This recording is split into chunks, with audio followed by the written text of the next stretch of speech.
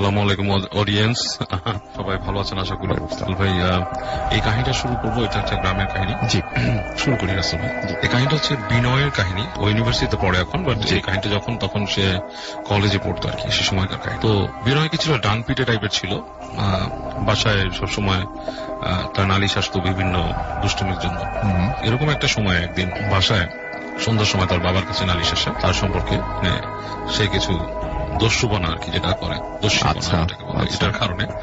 এবং বাসায় নালিশের সাথে তার বাবা খুব রেগে থাকে এবং তাকে খুব বকাঝকা এমনকি মারধরও করে।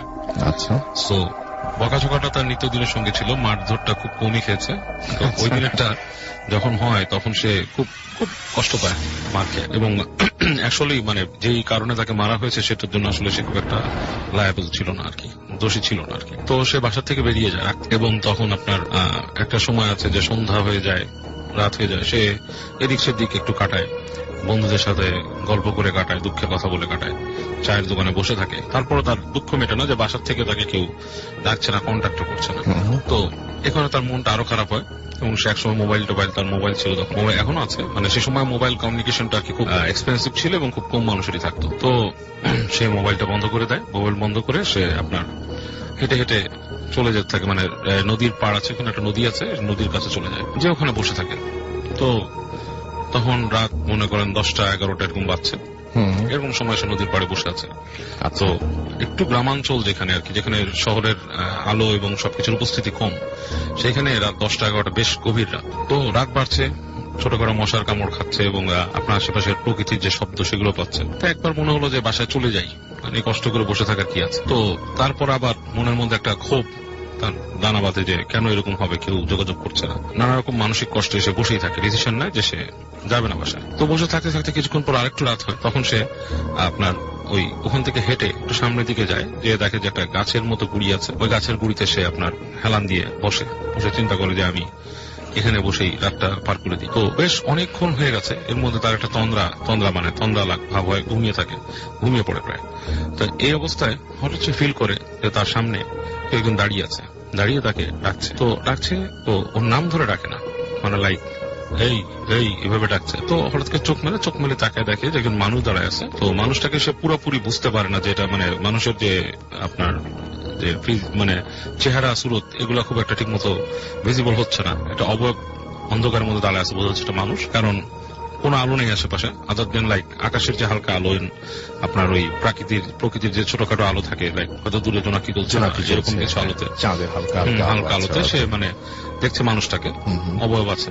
বলছে যে এখানে কি করেন? তো বলতেছে যে এখানে কি করি মানে আপনি কে? তো বলতেছে যে আমি এখানেই লোক, আপনি এখানে কি করতেছেন? এটা আমার এলাকা, এখানে বসে আছেন কি ব্যাপার রাতের বেলা? তো বলতেছে যে আমি এখানে আছি, তো আপনার সমস্যাটা কি? আমি আমার বাসার থেকে আসছি। বাসা কোথায়? বলছে এই তো বেশ খানিকটা দূরেই আছে। তো বলে কি মন খারাপ? তো বলতেছে যে হ্যাঁ আমার মনটা একটু খারাপ আছে। তাহলে চলেন, আসেন সামনে যাই, আপনার মন ভালো করি, গল্প করবো। তো বলে চলেন।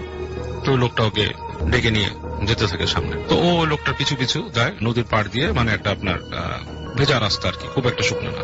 আচ্ছা, ওখান থেকে হেঁটে হেঁটে সে যায়। তো লোকটা ওর সাথে কথা বলতেছে, মন খারাপ কেন হয়েছে আপনার? বলে যেরকম বাসায় আমাকে বকা দিছে, সেই হান্তার ভাই, অনেক ব্যাপার স্যাপার, এই কারণে মন খারাপ হয়েছে, এটা তো স্বাভাবিক না। তো ওকে লোকটা বলতেছে যে ছোটখাটো ব্যাপারে মন খারাপ করলে কেমনে হবে ভাই, এখানে তো মানুষের তো কত দুঃখ থাকে, কত কষ্ট থাকে, আমিও তো অনেক কষ্ট নিয়ে বাস করি, আপনার মতো তো মন খারাপ করি না। তো বলতেছে যে আপনার হয়তো মন শক্ত, আপনি আমার থেকে অনেক স্ট্রং মনের মানুষ, আপনার জন্য মন খারাপ হয় না, আমার মনটা নরম, বা আমি এগুলো সহ্য করতে পারি না। তো লোকটা তাকে বলতেছে যে আমার মন কেন খারাপ শুনবেন, বলেন আপনার মন কেন খারাপ?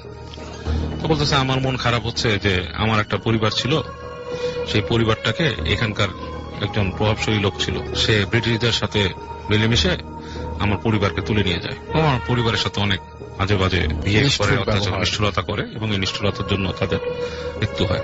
তো বলতেছে এখানকার প্রভাবশালী লোক এই কিভাবে শুনে, এটা তো আপনার অনেকদিন আগের ঘটনা, এখনকার দিনে এই ধরনের কিছু ঘটে না।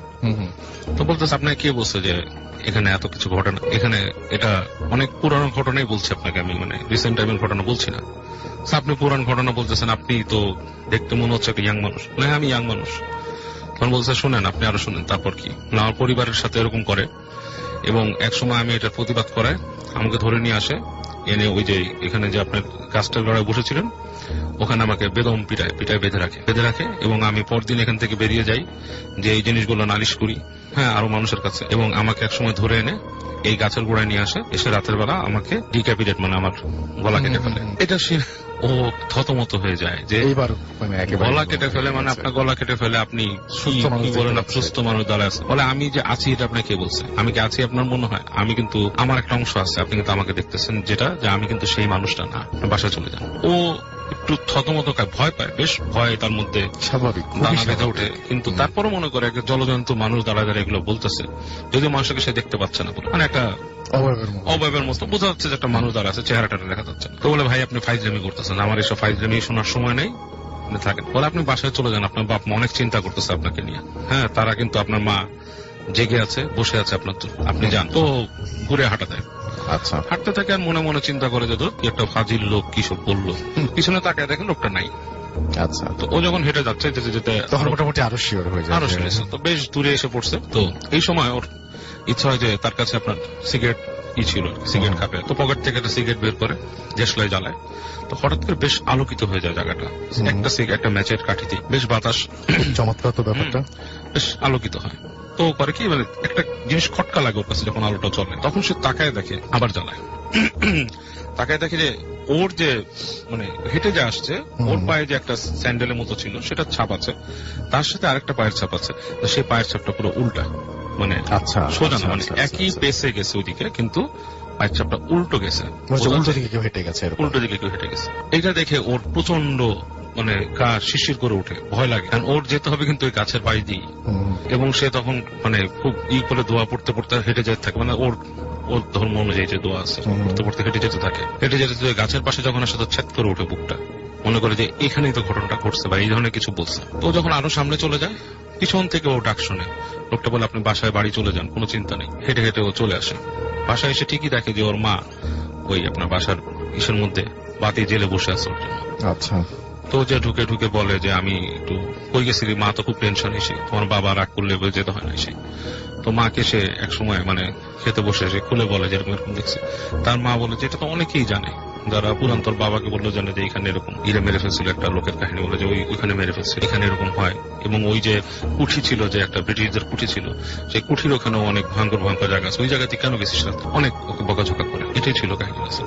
আজ যে ঘটনাটা শেয়ার করবো রাসেল ভাই, তাকে আমি আসলে চিনেছি আসলে কয়েকদিন আগে, আমার এক বন্ধু তাকে রেফার করে আমার কাছে নিয়ে এসছে। তো যার ঘটনা বলবো সে আবার বাংলাদেশের বাইরে, বাংলাদেশের বিভিন্ন জায়গায় মানে ঘুরে বেড়াতে পছন্দ করে, আর এই মনে করেন ফ্রেন্ড পেলো, কয়েকজন মিলে প্ল্যান করে ফেললো ঢাকার বাইরে যে টেন্ট করে থাকবে, বা মানে সারাক্ষণ ঘুরতে ফিরতে পছন্দ করে। তার পাশে ছবিও দেখলাম কিছু, হ্যাঁ আমি আপনাকে দেখালাম যে, আর তার পাশে আরেকটা জিনিস করতে ভালোবাসে, সেটা হচ্ছে যে রাসেল ভাই যে নর্মালি তাবলিগ করে, তো লোকজনদেরকে ইসলামের দাওয়াত দেন আর কি। তো তার সাথেই ঘটনা। তো মেইনলি আপনার রাসেল ভাই উনি আমাকে বললেন যে ঘটনাটা আসলে ঘটনা বলবো না ঠিক, উনি এর উৎপত্তি ঘটে হচ্ছে এই বছরের আপনার জানুয়ারি মাসে।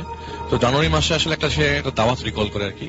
সে যখন তাবলিগের জামাতে গিয়েছিল ময়মনসিংহে যেখানে একটা ছেলে খিদমতে ছিল, সে তাকে একবার ইনভাইট করেছিল যে তুমি আমার সাথে আমাদের এখানে আসো, তুমি যেহেতু টেন্ট করো, মানে হিস্ট্রি নিয়েছে, মসজিদে ছিল, গল্প যখন করেছে, কথাবার্তা যখন বলেছে, তখন জানতো যে সে বিভিন্ন জায়গায় ঘুরে বেড়াতো, তুমি একদিন ময়মনসিংহে আসো আমাদের এখানে। তো জানুয়ারি মাসে যায়, এবং যাওয়ার পর ওই এলাকাতে যাওয়ার পরে সেই ছেলের সাথে দেখা করে, এবং জঙ্গল টাইপের একটা জায়গায় টেন্ট করে আর কি, তার ফ্রেন্ডরা মিলে যখন যায়। যাবার পর তো রাসেল ভাই তার ফ্রেন্ড কয়েকজন মিলে বেরিয়ে গিয়েছিল, আর একজন বাজারে গিয়েছিল। তো সে প্ল্যান করে ঘুরে বেড়াই, আর ছবি তুলতে পছন্দ করে, নেচারের ছবি তুলতে পছন্দ করে। তো আসরের ওয়াক্তে বের হয়, তো বের হয়ে সময় অতিবাহিত হতে হতে মাগরিবের ওয়াক্ত হয়ে যায়। আচ্ছা, তো মাগরিবের ওয়াক্ত হওয়ার পরে তো প্রথমে মসজিদ কোথায়, যে ছেলেটাকে বলছে, সেই ছেলেটা আবার তার সাথে ছিল, জিজ্ঞেস করে যে মসজিদ কোথায়।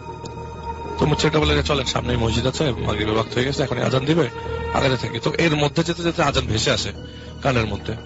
কিছু কিছু আজান মসজিদের মাইকের, আবার কিছু কিছু আজানের শব্দ পাওয়া যায় যে খালি মুখের আজান। আচ্ছা, তো রাস্তা দিয়ে যাওয়ার সময় হঠাৎ করে হাতের ডান দিকে একটা ঘরের দিকে স্বাক্ষরের চোখ পড়ে আর কি। স্বাক্ষর বলছে আমার বয়সে প্রায় সমানই। তো চোখ পড়ার পরে দেখে যে ওই ঘরটা তালা দেওয়া, আলাদা মিনস উইথ সেন্স সে সামনে যায়, তো মনে হচ্ছিল যে দূর থেকে একটা মসজিদের মতোই। তো কাছে যাওয়ার পর, কারণ উনি ডিটেক্ট করা হচ্ছে যে ওই ঘরটার সামনে একদম ফ্রন্টে একটা নামাজের সময়সূচি টাইপের একটা জিনিস বাইরে ঝোলানো। তো সে কাছে যায়, কাছে যাওয়ার পরে দেখতে পায় যে নামাজের সময়সূচি গুলার যে মানে লেখাগুলো সব আরবিক লেখা, আরবিতে লেখা। ইভেন উপরে নর্মালি অনেক মসজিদে দেখা যায় নামাজের সময়সূচি লেখা আছে কিন্তু জিনিসগুলো হরফগুলো আরবিতে, কিন্তু এখানে সবকিছুই আরবিতে। আচ্ছা, তো উনি একটু অবাক হয়ে যায় যে আসলে কি, এখন মাগরিবের ওয়াক্ত হয়ে গেছে, আজান দিবে, মানুষজন দেখছি না মসজিদে, এটা তো মসজিদই মনে হচ্ছে কারণ এখানে ওয়াক্তের সময়সূচি আছে। সবচেয়ে আশ্চর্য বিষয় হচ্ছে রাসেল ভাই, ওয়াক্ত গুলার যে সময়গুলো এরকম যে জোহরের ওয়াক্ত 4টার দিকে দেওয়া, আসর মানে মনে হচ্ছে শুরুর দিকে প্রথমটা জোহরের ওয়াক্ত, মনে হচ্ছে প্রথমটা জোহরের ওয়াক্ত 4টার দিকে, পরেরটা 6টার দিকে, এরকম করে নর্মাল টাইম থেকে 2-3 ঘন্টা আগানো, আবার 1-2 ঘন্টা পেছানো। আচ্ছা, খুব অবাক হয়ে যায়। আর মোস্টলি অবাক হয়ে হচ্ছে যে মসজিদ, এখানে মাগরিবের ওয়াক্ত হয়ে গেছে, মানুষজন থাকবে অথবা কেউ আসবে নামাজ পড়বার জন্য, কিন্তু বাইরে যে তালা দেওয়া। ওই ছেলেটাকে ডাকে, ওই ছেলেটা অনেকটা আগে এগিয়ে যায় আর কি, ও খেয়াল করে না কারণ এই মসজিদের এই রুমটার মানে ঘরটার কাছে চলে যাওয়ার কারণে। তো ছেলেটাকে ডাকে, বলে যে এইখানে এটা তো মসজিদ, এখানেই পড়ে ফেলি, আবার সামনে যাবো কেন? তো ছেলেটা বলে না ভাই, আমরা সামনের মসজিদে পড়ি। বলে যে এখানেই পড়ি, এখানে তো পড়াই যাবে, এই মসজিদে তো পড়াই যাবে, আবার সামনে যাবো কেন কষ্ট করে, এত দূর হাঁটছে এখন আবার হাঁটবো। আচ্ছা, বলে না ভাইয়া, এখানেই পড়ি, এখানেই আরাম করে পড়ে ফেলতে পারবো। বলে না আপনি সামনে একটা ভালো মসজিদ আছে ভাই, এখানে তো মানুষ কম হয়, জামাতে যত বেশি মানুষ হয় তত বেশি সব। তো সে ওই ছেলেটার সাথে হাঁটা ধরে এবং মসজিদে গিয়ে নামাজ পড়ে মানে ওই হেরে যায় আর কি ছেলেটার কাছে। পরে ছেলেটা জিজ্ঞাসা করে, আচ্ছা আপনি তো আমাকে এই জায়গাতে নিয়ে আসলেন, তো আপনি এত ইতস্তত বোধ করছিলেন কেন আমাকে কথাগুলো বলার সময়? এতটা মানে আপনার ভয় লাগছিল কেন যেখানে পড়া যাবে না বা কিছু, এটা তো মসজিদই। তো তখন ছেলেটা বললো যে আসলে ভাইয়া, এখানে আসলে একটা ঘটনা আছে, ঘটনাটা আপনাকে কিভাবে শেয়ার করি। এই ঘটনার কারণে অনেকে এই মসজিদে নামাজ পড়ে না। তো নামাজ কেন পড়ে না সেটার জন্য আমার একটা ঘটনা আপনাকে বলতে হবে। যে ছেলেটা তার সাথে ছিল সেই ছেলেটার ঘটনা বলছি আসিফ ভাই এখন। সেই ছেলেটার ডিরেক্ট ঘটনার দিন যাই। সেদিন একটা বন্ধুর বাসায় দাওয়াত ছিল, তো 2010-এর ঘটনা। তো বন্ধুর বাসায় দাওয়াত মানে শেষ করবার পর বাসায় রওনা দেয়। বাসায় যখন কাছাকাছি চলে আসে, মনে করেন রাসেল ভাই আপনার ঘর বাসার 10 থেকে 20 স্টেপ সামনে আপনার বাড়ি। ওই ডিস্টেন্সে যাওয়ার পর দেখে তার বাসার সামনে মস্ত বড় একটা মসজিদ, বিশাল বড় গম্বুজ, মসজিদের উপরে বিশাল বড় গম্বুজ, এত বড় মসজিদ। তো বারবার চিন্তা করতে থাকে আমি কি ঠিক জায়গায় আসলাম? আর এরকম হওয়ার কথা না, আমি তো আমার বাড়ি চিনি, পাশে যে নারকেল গাছ আছে দুটা, একদম হুবহু এটা তোর বাড়ির জায়গায়। তো এই মসজিদ আসলো কিভাবে? ওর কাছে সব abnormal লাগতে থাকে।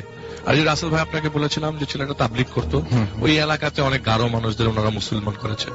ওনাদের যে রেস্ট আছে, মানে ওরা যে তাবলিগ করে অনেক আগের থেকেই যেত মসজিদ ওই জায়গায়, তো অনেক মানুষ ওরা মুসলমান হয়েছে আর কি। তো এই যে ছেলেটার কথা বলছি, সেই ছেলেটা পুরো ফুল ফ্যামিলি মুসলমান অনেক আগের থেকে। তো বাসার সামনে মসজিদ দেখে ওই ছেলেটা খুব অবাক হয়ে যায়, এত বড় গম্বুজ, আজান ভেসে আসছে রাসেল ভাই, রাত তখন 12টা বাজে। এই আজানের সাউন্ড একদম অস্পষ্ট, আজান আপনি প্রপারলি শুনবেন না, এরকম আজান। আচ্ছা, বলে আমি খুব অবাক হয়ে যে আজানের সাউন্ডটা স্পষ্ট না। তা আমি ভাবলাম যে আমি তো অত বেশি সূরা পারি না, আমি সূরা ইখলাস পড়া শুরু করি। তো সূরা ইখলাস পড়বার সাথে সাথে মসজিদ থেকে একটা মৌলবী বেরিয়ে আসে। আচ্ছা, অনেক লম্বা একজন মৌলবী, অনেক বড় দাড়ি, কোমর ছাড়িয়ে যায় এরকম লম্বা একজন দাড়িওয়ালা একটা মৌলবী এসে বলে যে ফজরের ওয়াক্ত হয়ে গেছে, নামাজ পড়তে আসো। তো আমি খুব অবাক হয়ে যে আমি বললাম, চাচা ফজরের ওয়াক্ত কিভাবে হয়, এখন তো 12টা বাজে। বলে যে ফজরের ওয়াক্ত হয়ে গেছে, নামাজ পড়তে আসো। এরপরে সে কোনো কথা বলে না, সে মসজিদের ভিতরে ঢুকে যায়। আর যাওয়ার কথা বলে যে ডান দিকে উজুখানা আছে, উজু করে নাও। তো সে উজুখানায় যায় এবং উজুখানায় বসতেই, এত সুন্দর উজুখানা, এত সুন্দর সিস্টেম, বসতেই পানি অটোমেটিক কল থেকে পড়া শুরু করে। আমি উজু করি এবং আমার কাছে মনে হচ্ছে যে, সে বলছিল যে আমার কাছে মনে হচ্ছে যে নামাজই পড়বো। এটা একদমই নর্মাল কোনো ঘটনা না, এটা পুরাটাই অবনর্মাল ঘটনা। নামাজ যেহেতু পড়বো, আল্লাহকেই ডাকবো, আল্লাহ তো আমার সাথে আছে, ইনশাল্লাহ কোনো সমস্যা হবে না। সে তো নিজেও তাবলিগ করে, ছেলেটার কথা বলছি। তো সে মসজিদে ঢোকার পর নর্মালি আমরা মসজিদে যারা যাই, মসজিদে ঢোকার পর দেখি যে অনেকে সুন্নত পড়ছে বা অনেকে বসে আছে। তো উনি ঢোকার পরে, মসজিদে ঢোকার পর দেখে যে আসলেই তো অনেকে বসে আছে, অনেকে সুন্নত পড়ছে। এত লম্বা মসজিদ, এত বড় বাড়ি তো আমাদের ওদের বাসাটা না, এত বড় জায়গা না। তো সে বলে জায়গাতে হাইস্ট 2 কাঠা 2.5 কাঠা জায়গা হবে, কিন্তু এত বড় মসজিদ এটাতে এক প্রান্ত থেকে এক প্রান্ত দেখা যাচ্ছে না। তো সে কি করে একটা জায়গায় দাঁড়ায় এবং দাঁড়ানোর পরে নামাজের পরে বলে কি এত বড় মসজিদে পুরো ভর্তি মানুষ, আমি নামাজ পড়ি। এবং সে বলে যে আমি সর্বশেষ কাতারে নামাজ পড়ি। ফরজ নামাজ শেষ করে সে বের হয় এবং সে নামাজ পড়ার সময় আল্লাহ আল্লাহ করতে করতে নামাজ পড়ে। আমি কোথায় ঢুকলাম, নামাজ পড়তে কি হচ্ছে কিছু বুঝতে পারছি বাইরে না। কি দুনিয়া আর আমি ভিতরে কি অবস্থায় আছি। Right. তো সে খুব অবাক হয়ে যায়, বলে যে ওর হার্টবিট মনে হয়, ওর বলে যে আমার হার্টবিট বেড়ে অনেকটুকু হয়ে গেছে এবং যে কোনো মুহূর্তে আমি মানে পড়ে যাবো, এরকম অবস্থা। তো সে নামাজ শেষ করে এবং আস্তে করে হাতে অল্প করে আস্তে আস্তে হেঁটে হেঁটে হেঁটে হেঁটে পিছনে বেরিয়ে এক দৌড় দিয়ে বেরিয়ে যায়। মসজিদ থেকে বেরিয়ে মসজিদের দিকে তাকিয়ে দেখে এটা তার বাড়ি। নামাজ শেষ হওয়ার পর মসজিদ থেকে বেরিয়ে দেখে যে এটা তার বাড়ি। তো তার বাড়ির যে নিচ তালা, মানে নিচ যে তালাটা ছিল, সেখান থেকে জাস্ট মিনিট 10 মধ্যে, 10 সেকেন্ডের মধ্যে 1000টা বিড়াল বেরোলো। দর করে বিড়াল বেরোচ্ছে, মানে থামানো যাচ্ছে না, এত বিড়াল বেরোচ্ছে। তো সে এক দৌড়ে সে ফ্রেন্ডের বাসায় চলে যায়, যে ফ্রেন্ডের বাসা থেকে সে এসছে। পরের দিন সকালবেলা বাসায় যায় এবং বলে যে আমি গতকালকে যখন বাসায় আসি, এরকম ভাষাটার মধ্যে আমি দেখি যেটা আমাদের বাড়ি না, আমি কোথায় আসলাম, একটা মসজিদের সামনে আসি। তো তার বাবা জিনিসটা বোঝে না, বলে যে দেখো তোমাকে আমি এই দোয়াটা দিলাম, এই দোয়াটা পড়ো এবং প্রতিদিন এটা আমল করো, আশা করি কোনো সমস্যা হবে না। আসলে এই আমল করার পর থেকে যে সমস্যা হয়েছে তা না, এরকম কোনো রাসেল ভাই সমস্যা হয় নাই। কিন্তু পরবর্তীতে ওই এলাকায় লোকজনরা নিজেদের বাড়িতে যাওয়ার পরে নিজেদের ঘরকে মসজিদের মতো দেখেছে, আচ্ছা, এলাকার লোকজন। এবং এটা মানে এখনো কি চলছে এরকম ঘটনা? এখনো চলছে, মানে কি রাসেল ভাই তখন পর্যন্ত চলছিল। তো হঠাৎ করে তারা ডিসিশন এলাকার লোকজন মিলে যে একজন হুজুর নিয়ে এসে সমস্যাটা কি বের সমাধান করবেন। আচ্ছা। আমি যে টিনের চালের কথাটা বলছিলাম রাসেল ভাই, সেই টিনের চালের জায়গাটা আগে একটা ঘর ছিল, ইটের ঘর ছিল, সেটা রিমুভ করে এখানে একটা টিনের ঘর করা হয়েছে। এইটার সলিউশন দিয়েছি ইন্ডিয়া থেকে আগত একজন বুজুর্গ মানুষ, যে এসে বলেছে যে এই জায়গায় কিছু জিন আছে যারা নামাজ পড়তে চায়, কিন্তু এই মসজিদটায় জিনেরাই আগে নামাজ পড়তো। এই না মসজিদটা যখন ভাঙা হয় তখন আর রেনোভেট করা হয় না। কিছু আনসলভ মিস্ট্রি আছে ওই জায়গাটাতে, রাসেল ভাইটা এখনো পর্যন্ত আননোন, এবং ওই আননোন ঘটনাটা স্বাক্ষর আর জানতে পারে নাই। কিন্তু আমি ওকে বলেছি যে তুমি দেখো, জানার চেষ্টা করো আগে কি হয়েছিল, যে এইখানে কেন আগের এই বিল্ডিংটা ভাঙা ছিল, রেনোভেশনটা কেন হয় নাই। তো সেই হুজুর বলেছে যে এইখানে একটা মসজিদ করে দিতে, এবং মসজিদটা করবার পর সে পড়ে দিয়ে চলে যায়। এরপর থেকে এই প্রবলেম গুলার ফেস করে না, কিন্তু এই মসজিদটা এখনো পর্যন্ত মানে ওই অবস্থায় পড়ে আছে। Thank you so much. Hello listeners, আমি ফারহান পুরান ঢাকা থেকে এসেছি। আর রাসেল ভাই, আপনাকে অনেক ধন্যবাদ আমাকে আজকে ইনভাইট করার জন্য। ধন্যবাদ আপনাদেরকে, মানে আমি আলিফকে, আপনাকে এবং বাবু ভাইকে, তিনজনকে স্পেশালি ধন্যবাদ শুরুতেও দিয়েছি, আবারও দিতে চাই। আপনারা এত ব্যস্ততার মধ্যে যে এসছেন, এটা অনেক বড় একটা ব্যাপার আর কি। না ভাই, ওকে, থ্যাংক ইউ অবশ্যই। আর এখন যে ঘটনাটা আমি শেয়ার করব সেটা আমাকে একজন শেয়ার করেছে। ওনার নাম হচ্ছে অরণি, এবং ওনার একজন কাজিন আমাকে ঘটনাটা শেয়ার করে, এবং কাজিনের নাম হচ্ছে মেহরাব। তো ওনাদের দেশের বাড়ি হচ্ছে মানিকগঞ্জ। তো মানিকগঞ্জ জেলার সাটুরিয়া নামে একটা জায়গায় তো ঘটনাটা ঘটে। এবং মেহরাব যেটা হয় যে কোন এক ছুটিতে সে তার দেশের বাড়ি, মানে নানার বাড়ি, সেখানে ঘুরতে যায়। এবং যেটা হয় যে ওনাদের গ্রামে কালীবাড়ি নামে একটা জায়গা আছে, এবং এই কালীবাড়ি যে জায়গাটা, সেখান থেকে তাদের নানার বাসা খুবই কাছে। এবং ওই কালীবাড়ির ঠিক পাশেই অনেক বড় একটা পুরনো পুকুর আছে, এবং এই পুকুরটা নিয়ে ওই গ্রামের অনেক মানুষ, অনেক ধরনের কথা প্রচলিত রয়েছে, অনেক ধরনের মিথ আছে সেখানে। তো যারা ওখানকার একদম স্থানীয়, তারা সবসময় পুকুরটাতে, মানে পুকুরটাকে অ্যাভয়েড করে চলে। আচ্ছা, কিছু খারাপ কিছু দোষের কারণে এটাকে অ্যাভয়েড করে চলে। তো যেটা হলো যে মেয়েরা কোন এক ছুটিতে তার নানার বাড়ি গেল, এবং ওরা যেটা করলো যে ওইখানকার কিছু বন্ধু বান্ধব মিলে এবং সে নিজে মিলে পুকুরে গোসল করলো। এবং পুকুরে এরকম কিছু দুর্নাম থাকার কারণে সবাই যেটা করতো যে ওই পুকুর পাড়ের কাছাকাছি গোসল টোসল করতো আর কি, একদম মিডলেও যেত না এবং দূরের টোরে যেত না আর কি। তো তারাও ঠিক একইভাবে গোসল টোসল করে ওখান থেকে উঠলো, এবং উঠার পরে যেটা হলো যে মেহরাবের বাম হাতে একটা ব্রেসলেট ছিল, গোল্ডের চিকন একটা ব্রেসলেট ছিল, এবং সে উঠার পরে দেখেছে সেটা নাই। তো সেই জিনিসটা দেখে একটু অবাক হলো যে আমি এটা হারাই ফেললাম আসলে। মানে আমার উচিত ছিল যে এটা আমি খুলে রেখে তারপর নামাটা উচিত ছিল। আচ্ছা। Normal common sense. এবং ওর গলা একটা চিকুন গোল্ডের চেন ছিল, সেটা ঠিক ছিল, কিন্তু হাতের ব্রেসলেটটা মানে হারায় গেছে এরকম কিছু একটা।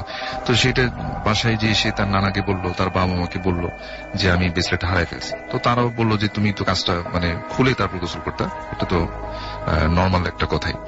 তো তারপরেও সে মানে বিষয়টা এক সময় ভুলে গেল তো একদিনের মাথায়।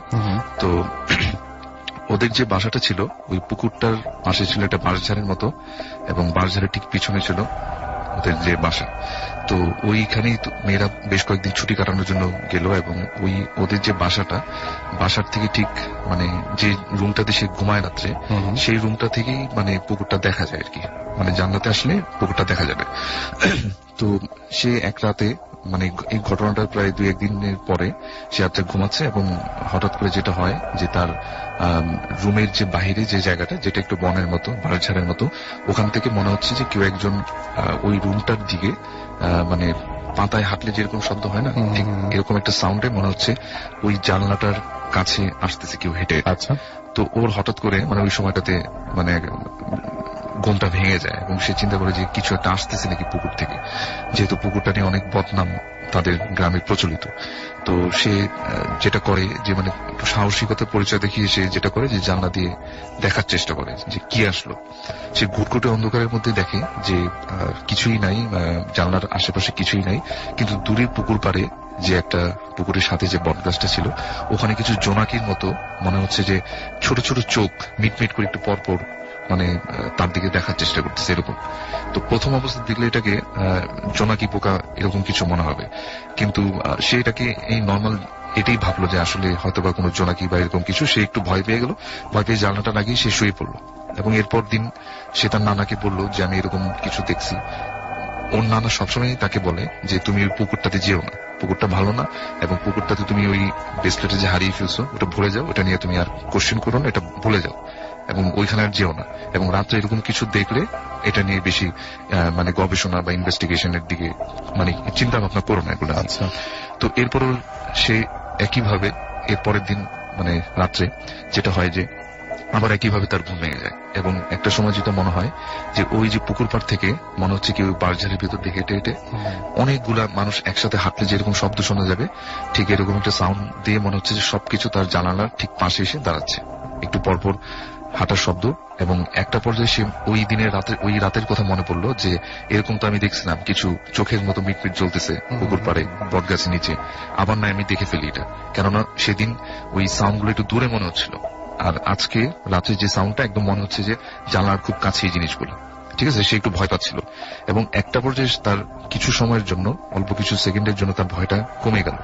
এবং ভয়টা কমে গেল এই কারণে যে তার কাছে মনে হচ্ছিল যে তার জানালার ঠিক পাশেই অনেকগুলো লোক একসাথে আসলে যেরকম একটা সাউন্ড হয় না, যে কথাবার্তার এরকম একটা সাউন্ড। তো সে একটা পর্যায়ে মনে করলো যে হয়তো অনেক লোকই আসছে, অনেক মানুষই হয়তো বা তার জানালার পাশে দাঁড়ানো। সে একটু সাহস সঞ্চার করলো, এবং বিছানা থেকে উঠে সে জানলার পাশে গিয়ে দেখার চেষ্টা করলো যে কি আসলে। সে যখন জানালার পাশে গেল, সে দেখলো যে ঠিক ওই সেই রাতে যে ছোট ছোট মিটি মিটি দূর থেকে জোনাকের মতো যেগুলো মনে হচ্ছিল, ওগুলো ঠিক তার একদম জানালার পাশেই, এবং অনেকগুলা মনে হচ্ছে দুটা দুটা করে চোখ, জোড়া জোড়া চোখগুলো মানে লাইট মানে লাল লাইটের মতো তার দিকে ভয়ানক দৃষ্টিতে তাকিয়ে আছে এরকম। তো এটা দেখার পরে সে একটু ভয় পেয়ে যায় যে এটা কি দেখলাম আমি, এত চোখের সামনে একদম আমার মুখের সামনে জিনিসগুলো কি এগুলা। এবং সাথে সাথে সে যখন মানে এটা মানে ওখান থেকে চলে যাবে, তখন একটা লোমশ হাতের মতো কিছু একটা এসে তার গলায় অনেক জোরে চেপে ধরলো, এবং তাকে ওই তার যে গলায় যে গোল্ডের যে চেনটা সবসময় পরা থাকতো, ঠিক ওইটা বরাবর তাকে চেপে ধরছে, মনে হচ্ছে তার গলা থেকে ওইটা টেনে নিয়ে যাবে এরকম কিছু একটা। ঠিক আছে, তো এরকম কিছুক্ষণ কয়েক সেকেন্ড ধস্তাধস্তির পর সে মানে ওখান থেকে ছুটে এক দৌড়ে মানে তার রুম থেকে বের হওয়ার সময় তার মাথায় কোনো একটা কিছু বাড়ি লাগে, এবং সে একটু কিছুক্ষণের জন্য সেন্সলেস হয়ে যায়। এবং পরে রাতের বেলায় তার নানা, তার বাবা মা তাকে ওখান থেকে করে সেন্স ফিরে, এবং সে রাত্রে ঘটনাটা বলে যে আমার সাথে এরকম ঘটছে। তখন তার নানা বলে যে তোমাকে তো না করছিলাম যে তুমি এই জিনিসগুলো বারবার মানে বেশি কিছু সাউন্ড শুনলে বা কিছু দেখলে মানে সেগুলো দেখার জন্য যেও না, কিন্তু তুমি তো কথাটা শুনোনি। তখন সে তার বাবা মা সবাই তার নানাকে জিজ্ঞেস করে আসলে ঘটনাটা কি, এটা মানে এই জিনিসটা কি ছিল আসলে, এটা কি। তখন সে নানা যে ছিলেন উনি ঘটনাটা শেয়ার করেন। একটা ঘটনা উনি বলেন যে 1971 দিকে যখন আমাদের দেশ পাকিস্তানের আন্ডারে ছিল, মানে যুদ্ধের সময়, ওই সময়টাতে তাদের গ্রামে একজন মানে ওই পাকিস্তানি বাহিনীদের যারা হেল্প করে, মানে গোপন খবর দিয়ে দেয়, রাজাকার যাদের বলা হয়, হ্যাঁ হ্যাঁ, তো এরকম একটা লোক ওখানে থাকতো তাদের গ্রামে, এবং তারা সবাই তাকে অনেক মানে ঘৃণা করত, যে মানে সে পাকিস্তানিদের পক্ষে অনেক কাজ করে। তো ওই লোকটার যে স্বভাবটা ছিল, ওই লোকটার একটা স্বভাব ছিল যে কোনো ঘরে যখন মানুষজন পালিয়ে যেত মানে পাকিস্তানি বাহিনীদের ভয়ে, তখন সে যেটা করতো যে ওই ঘরে যা ছিল স্বর্ণের জিনিসপত্র, অলংকার লুট করতো। এবং সে মানে ওই সময়টাতে সেই কাজটাই করতো, যে মানে যার যেখানে পেত স্বর্ণের অলংকার সেগুলো লুট করে চুরি করতো আর কি। হ্যাঁ, তো একটা সময় যেটা হয় যে গ্রামের কিছু মানুষজন, ম্যাক্সিমাম মানুষের গ্রাম থেকে চলে যায়, কিন্তু তাদের নিজেদের ভিটা বাড়ি ওখানে থাকার কারণে যে নানা উনি ওখানেই থাকেন। এবং ওই সময়টাতে গ্রামের কিছু মানুষজন যারা ছিলেন তারা ওনাকে মানে একটু বিশ্বাসযোগ্য মনে করে এবং তাকে বলে যে আমাদের যা অলংকার টাকা পয়সা আপনি একটু রাখেন। তখন ওই ম্যাক্সিমাম স্বর্ণের জিনিসপত্রই তার কাছে আমানত হিসেবে রেখে দেয়।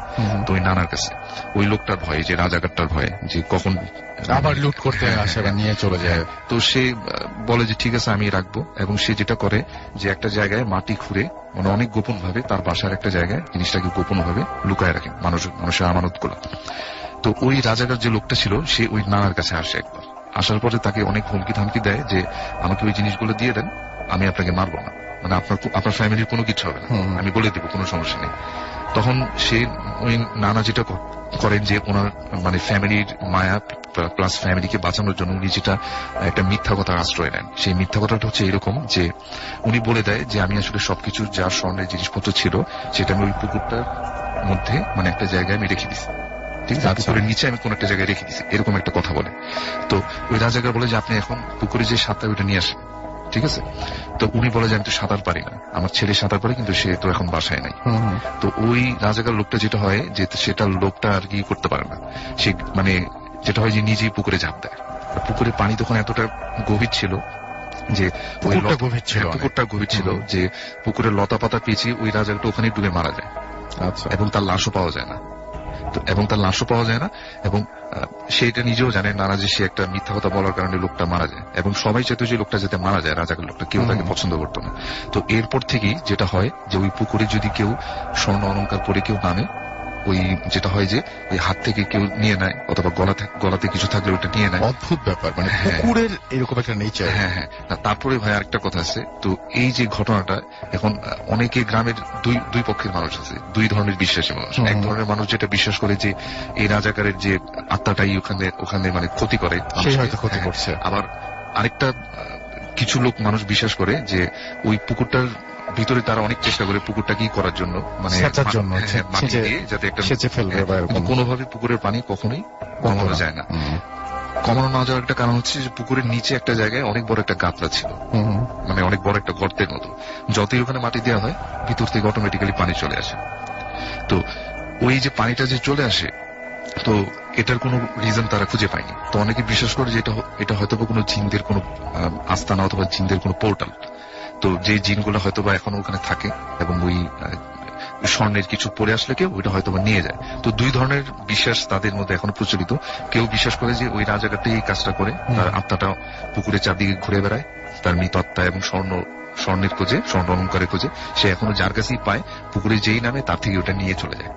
তো এটাই মেনলি ঘটনা। তো ওই নানা ওনাকে যেটা বলে, ওই যে মেহরাব যে এই সমস্যাটা ফেস করে, ওকে যেটা বলে যে দেখো তুমি যেহেতু এইরকম একটা সমস্যা ফেস করছো, যেহেতু তোমার কাছে জিনিসটা তোমাকে গলা চেপে নেওয়ার চেষ্টা করছে, কাজ করো ওই চেনটা তুমি পুকুরে ফেলে দাও, কারণ আমরা অনেক চেষ্টা করছি এই পুকুরটাকে মাটিতে ভর করার, আমরা এটা সলভ করতে পারিনি, এটা আনসলভ একটা মিস্ট্রি এখনো রয়ে গেছে। তো সে যেটা করে যে ওই চেনটাকে সকালবেলা যেয়ে পুকুরে ফেলে দেয়। এরপর থেকে তার আর এই ধরনের কোনো সমস্যা সে ফেস করেনি। ওয়াও, চমৎকার একটা ঘটনা। Farnan, thank you very much. Hello Russell ভাই, এই কাহিনীটা আমার সাথে শেয়ার করেছেন নিশি। ওকে। ওরা ঢাকার একটা কলোনিতে থাকে, এন্ড কলোনিটা হচ্ছে আপনার এমন একটা জায়গায় তার আশেপাশে বেশ কিছু পুরনো স্থাপনা আছে এবং একটি বড় কবরস্থান আছে। তো কাহিনীটা হচ্ছে এই কলোনিতে যখন ওরা মুভ করে আসে ফার্স্ট টাইম, তখন ওই পাশের যে কোয়ার্টারটা ওদের থাকতে দেওয়া হয়েছিল সেটা বেশ কিছুদিন মানে খালি অবস্থায় ছিল। যারা চলে গিয়েছিল তারা থাকার পরে নাকি আরেকটা ফ্যামিলি আসে এবং তারা ওখানে আপনার থাকতে পারে না আর কি, কিছু প্রবলেম ফেস করে এবং কোনো একটা কারণে সামথিং তারা কাউকে বলে না, বাট ওখান থেকে মুভ করে অন্য জায়গায় চলে যায়, তাদেরকে অন্য জায়গায় দেওয়া হয়। তারপর অনেকদিন ভ্যাকেন্ট পড়েছিল এবং এটার এক্সকিউজেস ছিল যে ওইটার ফ্যাসিলিটিস গুলা ভালো ছিল না, অনেক পুরনো হয়ে গিয়েছে অ্যান্ড রিনোভেশন ভেতরে অনেক কিছু, সো এর জন্য অনেকদিন খালি পড়েছিল। যাই হোক, সো নিশির আম্মু গভর্নমেন্ট সার্ভেন্ট, তারা ওখানে আপনার মুভ করে ওঠে আর কি, ওই ফ্ল্যাটে যায় তারা। তো ওদের জন্য ওটাকে ঠিক করে দেওয়া হয়েছিল অনেকটাই। তো ওই ফ্ল্যাটটার ইটা হচ্ছে এমন ঠিক কর্নারে পড়েছে রাসেল ভাই, ডান দিকে গেলে ওই কবরস্থানের অংশ দেখা যায় আর সামনে হচ্ছে ডেড এন্ড। আচ্ছা, ডেড এন্ড এই পাশে, আর যাওয়ার কোনো জায়গা নেই। আর পাশের যে ফ্ল্যাটটা ওখানের সাথে দেখা যাচ্ছে এমন ভাবেই করা যে তাদের সাথে খুব একটা কানেক্টিভিটিও নেই। তো যেহেতু ওরা নতুন গিয়েছে, সে তখন মানে এসএসসি শেষ করে গিয়েছিল, বেশ একটা ফাঁকা সময় ছিল কলেজে যাওয়ার আগ পর্যন্ত। তো বেশ একা থাকতে হতো বাসায়, কারণ ওর বাবা মার মধ্যে বাবা ছিল না আর কি, আর মা জব করতো, তো বাসায় থাকতে হতো বেশি টাইমটাই। তো দেখতো যে ওখানে ওর একটা ইনকিউবাস সিচুয়েশন তৈরি হয়েছে, সবার সাথে ভালো মতন মেশার সুযোগ হতো না এবং ওই অংশটা থেকে আসতো না, খেলতেও আসতো। আচ্ছা, সন্ধ্যার পর বেশ নীরব হয়ে যেত জায়গাটা এবং মানে কেমন যেন একটা নিস্তব্ধতা বিরাজ করতো এবং কবরস্থানটার দিক তাকালে বেশ উদাসী একটা ভাব মনে হতো ওখানে দাঁড়ায় এবং বেশ হু বাতাস চলতো, একটা সময় বেশ খুব বাতাস চলতো। তো যাই হোক, ওঠার পর কয়েকদিন পরের ঘটনা, একদিন দুপুরবেলা নিশি শুয়ে আছে ওখানে ওই বিষয়ের মধ্যে, বেশ ভর দুপুর। এই সময় মনে হচ্ছে যে ওদের ওই বাসার যে কিচেনটায় 3-4টার মধ্যে শব্দ হচ্ছে, টুকটাক টুকটাক, মানে কেউ নাড়াচাড়া করছে কিছু। তো বলতেছে যে এরকম সময় কে আসবে এখানে, বাসার মধ্যে নাড়াচাড়া, বাসা তো খালি, কেউ নাই। সে উঠে দৌড় দিয়ে কিচেনে যায়, দেখে কোনো শব্দ নাই, মানে পুরা নীরব, নিথর, কোনো শব্দ নাই এবং বাসার অন্য কোথাও কোনো শব্দ নাই। তো চলে এসে এখানে বসে। বিকালবেলা বাসার থেকে বাইরে যায়, বাইরে যেয়ে হেঁটে দেখার চিন্তা করি এখানে।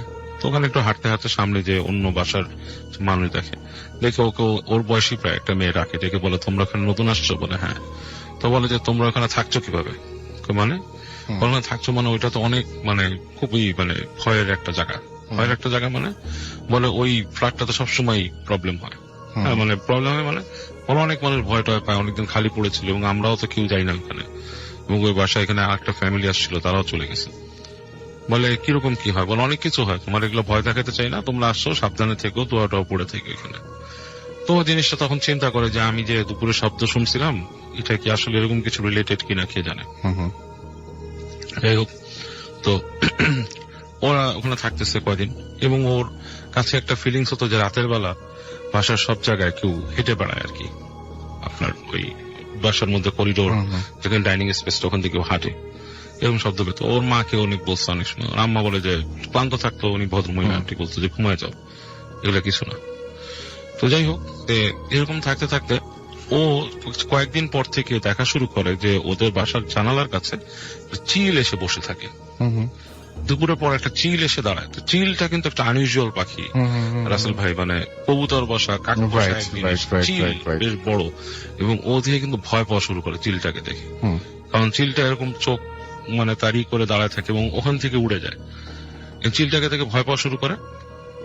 তো একদিন রাতের বেলা শুয়ে আছে, ওর এই জানালার মধ্যে মনে হচ্ছে যে কেউ ঠাস করে মানে ডানা ঝাপটাচ্ছে, এরকম একটা শব্দ এবং নখের আঁচড়ের মতো শব্দ। তো বেশ ভয় পেয়ে যায়, যে ও চিন্তা করে আম্মুকে ডাকবে কিনা, মানে ভয় পায়। আবার চিন্তা করে যেটা কি হচ্ছে কি হচ্ছে, তো জানলার মধ্যে এরকম বাড়ি যায়, টোকা দেয়, দেখে শব্দ নাই, আবার কিছুক্ষণ পরে এরকম হয়। তো এক সময় সে কি করে, খুব অতিরিক্ত কিউরিয়াসিটির থেকে একটু করে জানলাটা খুলে কাটায়, তো দেখা যায় বাতাস কিছুটা আসছে এবং তারপর কোনো শব্দ নাই। এবং এরপরে যখন ও শোয়ার চেষ্টা করে, দেখে যে ওদের যে কলোনি যে দরজাটা আছে, মানে ওদের রুমের দরজাটার সামনে কোনটা মানুষের অবয়ব দাঁড়ায় আছে এবং খুব ভয় পেয়ে ও মানে এক হিসেবে অসাড় হয়ে ঘুমিয়ে পড়ে আর কি। এবং ওর মাকেও বলে যে আমি এরকম, তখন ওর মাকে বলে যে আমি এরকম একটা চিল দেখি। তো সামহাও ওর আম্মু এগুলো খুব একটা কেয়ার করতো না, মানে এটাকে উনি আমলেই আনেন নাই। অনেকে আছে এগুলো আমলে আনে, উনি আমলেই আনেন নাই। এরপর যেটা হওয়া শুরু করলো রাসেল ভাই, ওদের বাসার যে মূল দরজা, এটার মধ্যে একদিন রাতের বেলা ধপ ধপ করে মানে কিল মারলো, নক করার মতো। এবং এটা যখন হলো ওর আম্মুও শুনছে, এবং ওর আম্মু উঠে যে গেট খুলে যে ওর সাথে গেট খুলে দেয়, কেউ নাই, পুরো সিঁড়ি ঘর নিস্তব্ধ, কোনো শব্দ নাই। এবং তখন ওর আম্মু একটু ভয় পায় যে এটা কি হচ্ছে, কে সেখান থেকে এরকম কিল মেরে গেল এসে। আর ওর আম্মু তখন বলে যে তুমি দোয়া টোয়া পড়ে ঘুমাও, মানে অ্যাকচুয়ালি উনি যিনি ছিলেন আন্টি, উনিও খুব একটা মানে রিলিজিয়াস মাইন্ডেড না, ওকে তারপরে বলে দোয়া টোয়া পড়ে ঘুমাও। তো এরকম আরেকদিন ও বাসার মধ্যে বসে আছে, তখন মনে করেন যে সন্ধ্যা হয়েছে, ওই দিন আন্টি বাসায় নাই, তো ওরকম ওদের বাসার ওই গেটের মধ্যে ধুপ ধুপ করে শব্দ হয়েছে। এবং ধুপ ধুপ করে যখন শব্দ হয়েছে, ওর কাছে মানে কেঁপে উঠছে যে হঠাৎ করে কে এরকম করে কিল মারলো।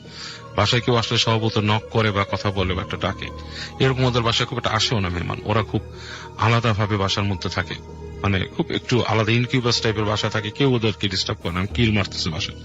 তো ও সাহস করে যায় যে ও গেটটা খুলে, গেটটা যখন খুলে ঠিক ওই সময় ওদের যে সিঁড়িতে লাইটটা ছিল, ওইটা একটা বাল্ব, ওইটা একটা মানে বিদ্যুতের একটা স্টার্টিং করে ওটা কেটে যায়, লাইট নেই, হঠাৎ করে পুরো অন্ধকার হয়ে যায় জায়গাটা।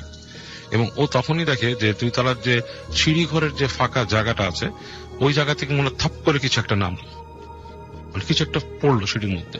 এবং পড়েই দেখে যে একটা মানুষের অবয়ব এরকম লম্বা, এবং তার ডানা আছে, something like has a wing, এরকম একটা পাখির মতো। এবং সে যে পা ফেলে 1 পা 2 পা আসলো, থপ থপ করে শব্দ হয়েছে। এবং এটা দেখে ও আসলে ওর মানে নিজের ইসের ভিতরেই থাকে না, লাইক ও ফেইন্ট হওয়ার মতো পড়ে যায়। ওর যখন মানে হুশ ফেরে, তখন দেখে যে ওর মুখের উপর আম্মু আছে এবং অন্য আর একটা ভদ্র মহিলা।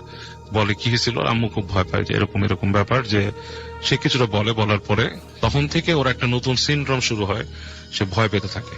তার শুধুই মনে হয় যখনই রুমে শুয়ে থাকতো মনে হচ্ছে কেউ একজন আসতেছে। তো ওর আম্মু ওদের বাড়ির থেকে একজন মানে দেশ থেকে একজন খালাকে নিয়ে আসে, আন্টিকে এনে ওর সাথে রাখার ব্যবস্থা করে যাতে একলা না থাকতে পারে। তারপরও সে কখনো একা থাকতে পারতো না, সবসময় ওর ওই বসা রাখতো। সো এরকম পয়েন্টে তখন ওর ওর আম্মু খোঁজ খবর নেয়, ওদের অফিসের বলে কলিগকে যে এরকম। তো তার মধ্যে একজন বলে যে আপনার বাসায় নিশ্চয়ই কিছু হয়েছে, আপনার মেয়েকে আমরা একটু দেখবো। উনি এসে দেখেন, উনি দেখে বলে যে আপনার মেয়ের উপর তো একটা খারাপ জিনিসের নজর পড়ছে, ইটস লাইক মানে জিন আর কি, যেটা নজর পড়ছে, এবং তাকে ট্র্যাক করে আপনার এরকম রাখা উচিত না, সম্ভবত এই বাড়িটাই কোন একটা ব্যাপার আছে, এই ফ্ল্যাটের মধ্যে কোন একটা ব্যাপার আছে, এবং তাকে নিয়ে আপনার ঝাড়ফুঁক করে এবং কিছু দেয়, মানে কিছু মানে তার রেমেডিস দেয় আর কি। এবং আস্তে আস্তে হয়ে যায়, এবং ওর আম্মু তখন অ্যাপ্লাই করে বাসার থেকে চলে যাওয়ার জন্য। In the meantime okay already সরায় ফেলে, ওরা এক আন্টির বাসা রাখে, এবং অনেকদিন পর্যন্ত সেটাতে ভুগছিল সে প্রায় এরকম। তো এখন বড় হয়ে গেছে অনেকটাও, এবং বিয়ে হয়েছে, তো বিয়ের পর আস্তে ধীরে জিনিসটা অনেকটা কমে গেছে আর কি, এখন আর এতটা সে এটার ফেস করে। ওকে, থ্যাংক ইউ সো মাচ। আমরা চলে যাবো ডক্টর আলিফের কাছে তার সেকেন্ড ঘটনায়। আমাদের হাতে সময় খুব কম, এবং চলে যাই আলিফের কাছে। থ্যাংক ইউ রাসেল ভাই। আমার দ্বিতীয় যে ঘটনাটি আছে সেটি খুব ইন্টারেস্টিং একটা ঘটনা, আমরা শুনবো। আমাকে পাঠিয়েছে হচ্ছে মৌলভীবাজার থেকে শাহান নামে ভাই। আমি আগেও তার ঘটনা একবার শেয়ার করেছিলাম, তো তিনি বলেছিলেন যে তিনি ঘটনা দেবেন, এবং এইবার তিনি দিয়েছেন তার নানার বাড়ির এক ঘটনা। আচ্ছা, তার নানার বাড়িতে তার মামার সাথে ঘটনা। তো আমাকে যখন যেভাবে তিনি বললেন আর কি, যে তার নানার বাড়ি আর কি মৌলভীবাজারেই আর কি। তো সেখানে ঘটনা শুরুর আগে আমি একটি ছোট করে স্টার্টিংটা দিতে যাচ্ছি, এভাবে যে ওইখানে একটা মেয়ে 2015-তে সুইসাইড করে। আচ্ছা, তো মেয়েটা যে সুইসাইড করে একটা পেয়ারা গাছের সাথে ঝুলে সুইসাইড করে। তো সেদিন ভোরবেলা তার মা যখন ওয়াশরুমের জন্য যাচ্ছিল, তখন ওই ঘর থেকে বের হয়ে গাছের মধ্যে নিজের মেয়েকে এভাবে ঝুলন্ত অবস্থায় দেখে, নিজের চোখে দেখেন সেটা।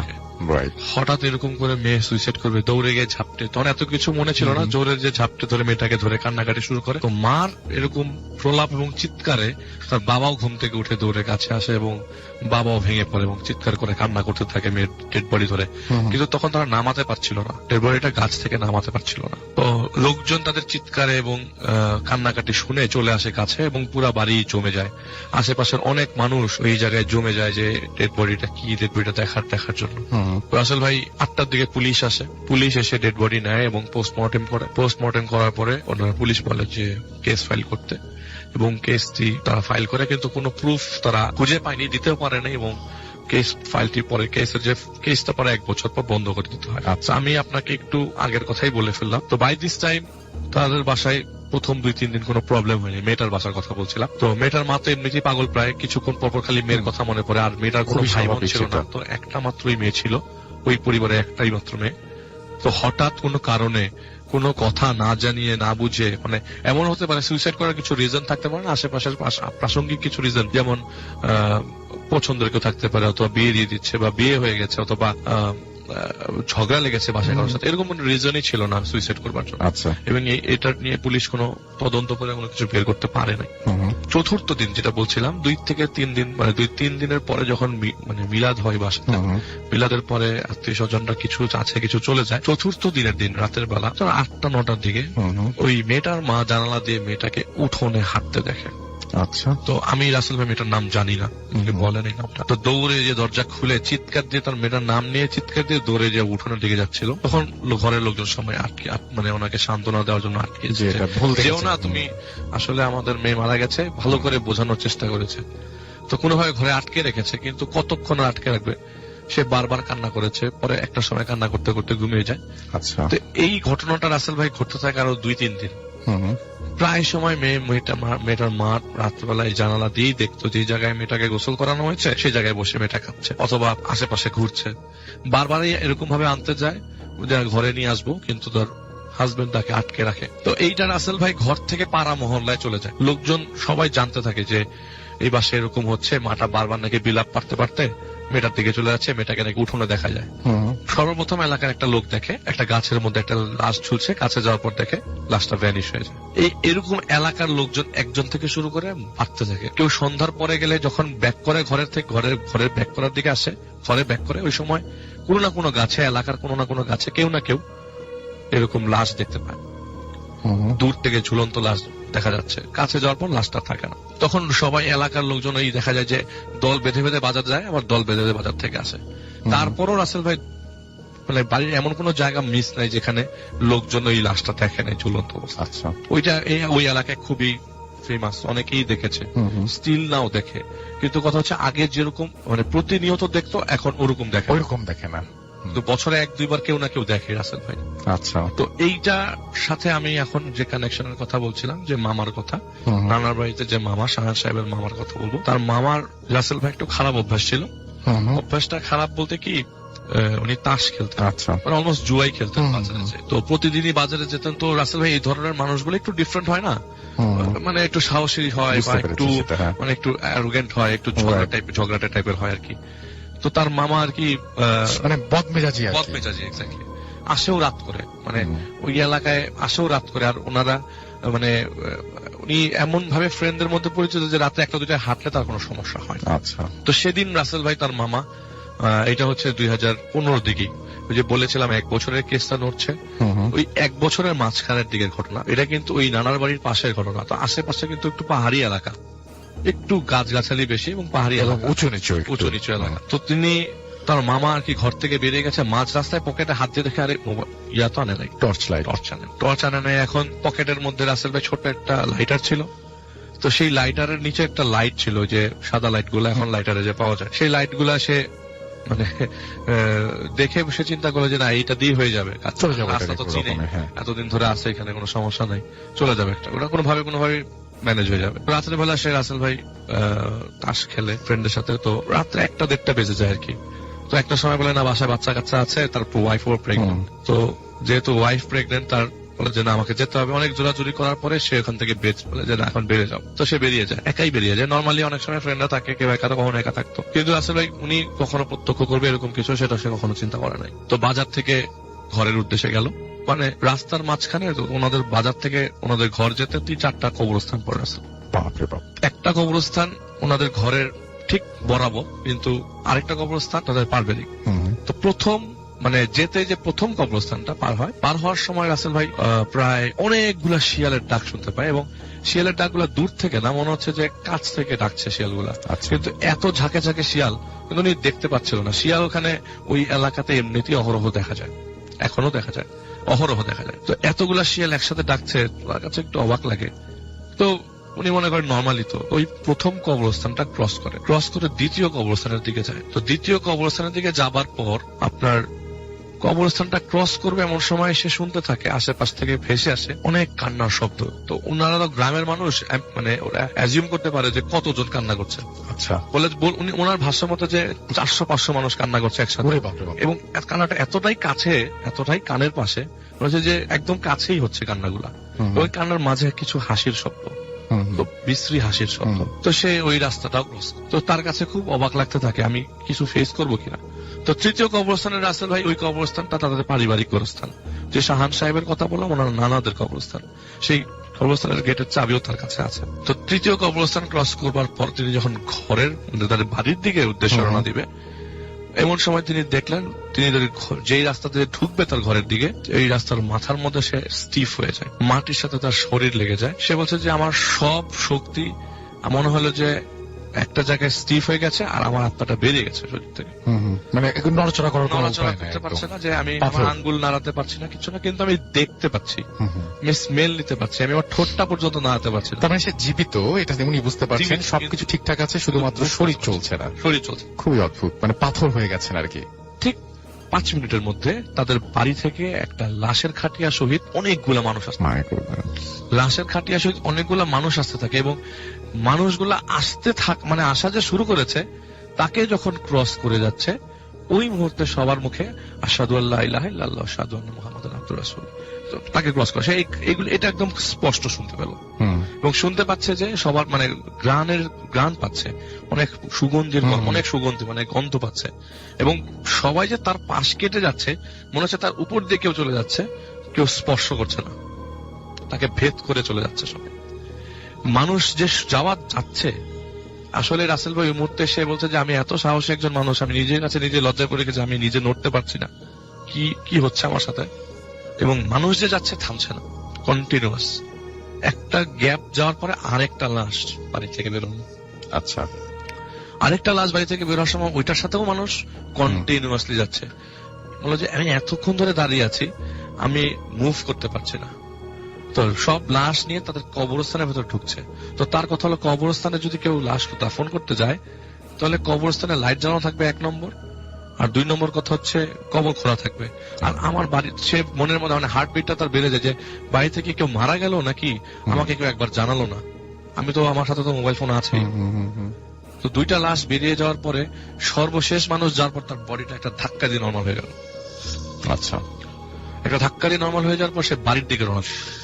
যে এখন যেটা হচ্ছে সেটা নর্মাল না, আর এটা এগুলি নর্মাল না।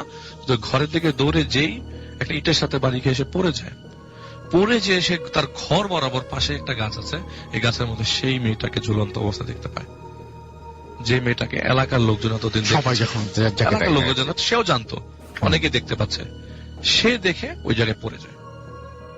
তো তার ওয়াইফ এর কাছের ঘটনা, ও তার ওয়াইফ আপনার টিউবওয়েল থেকে অজু করতে, টিউবওয়েলের দিকে যাবে অজু করতে, ফজরের আজান, মানে এর পরের ঘটনাটুকু তার ওয়াইফের কাছ থেকে শোনা, ওয়াইফের কাছ থেকে শোনা। তাহলে রাসেল 1:30টার পর থেকে ফজর পর্যন্ত তাকে ওই জায়গায় স্টিফ হয়ে দাঁড়িয়ে থাকতে হয়েছে। তো তার ওয়াইফ যখন টিউবওয়েলের দিকে যাবে, তো আমি আগেই বলেছি তার ওয়াইফ প্রেগনেন্ট ছিলেন।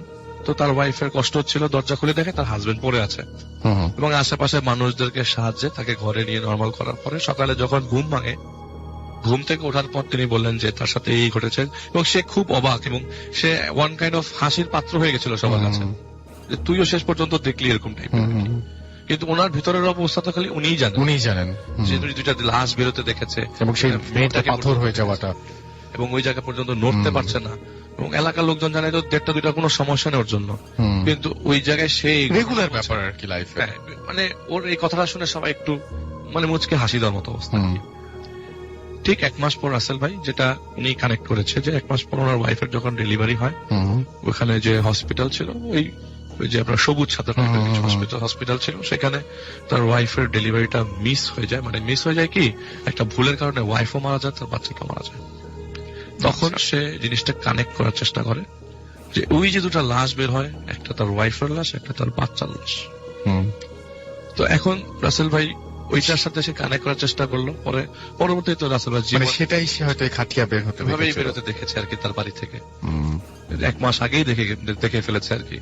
তো তার মানে এটা আমার কাছে হৃদয় বিদারক লেগেছে আসলে। খুবই হৃদয়বিদারক, খুবই শেয়ার করি, আর উনি এখনো পর্যন্ত আছে এবং ফেসবুক হয়তো আমি এখানে ওপেনলি বলে দিই শাহান ভাইকে যে যদি সে পারে তাহলে ফেসবুকে একটা কমেন্ট করে দিতে আমার হ্যাঁ, আপনার যেখানে আপনাদের সবার ছবি টবি আছে, হ্যাঁ, সেখানে রিকোয়েস্ট করবো। ভাই। উনি আমার শুনছেন, অবশ্যই শুনছেন। থ্যাংক ইউ শাহান ভাই, থ্যাংক ইউ অনেক। এবং আলিফ, ঠিক আছে, হ্যাঁ, sorry. চমৎকার ঘটনাটার জন্য আমরা ওয়েট করছিলাম। থ্যাংক ইউ ভেরি মাচ আমাদের সঙ্গে ঘটনাটা শেয়ার করার জন্য। লাস্ট স্টোরিটা এখন বলবো। আমাকে একজন ফেসবুকে শেয়ার করেছেন। উনি মূলত কলকাতায় থাকেন এবং ওনার নাম হচ্ছে শুভঙ্কর। তো ওনার যেটা হয় যে চেন্নাইতে পড়াশোনা করার কারণে তো ওইখানকার একটা ঘটনা উনি আমার সাথে শেয়ার করেন। তো ঘটনাটা হচ্ছে মেইনলি অনেকেই হয়তো শুনে থাকবেন, চেন্নাই টু পন্ডিচেরি যে রোডটা, মানে হাইওয়ে রোডটা, মানে যেটা ওয়েস্ট বেঙ্গলকে চেন্নাইয়ের সাথে সংযুক্ত করেছে, মানে দক্ষিণ ভারতের সাথে। তো সেই রোডটার একটা ঘটনা উনি আমাকে বলেন।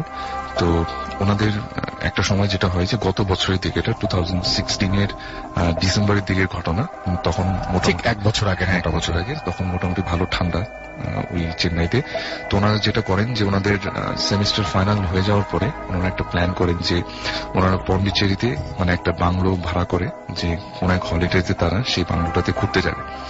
এবং ওই বাংলোটাতে যাওয়ার জন্য ওনারা যেটা করে যে 3-4 জন ফ্রেন্ড মিলে একটা গাড়ি ভাড়া করে এবং গাড়িটা যেটা হয় যে একদম তাদের বাংলো, সেই বাংলোতে পৌঁছে দেবে। এবং ওনাদের বাংলোটা ছিল ওই যে হাইওয়েটার কথা আমি বললাম, ওটাকে অনেকে বলা ইস্ট কোস্টাল রোডও বলে থাকে, স্টেট হাইওয়ে 49 এটার যে নাম।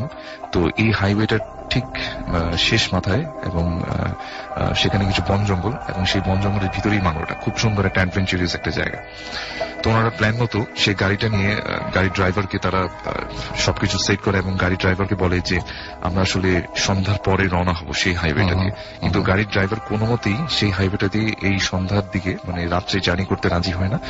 মানে দ্বিগুণ ভাড়া দেওয়ার পর সে সেটা রাজি হয়।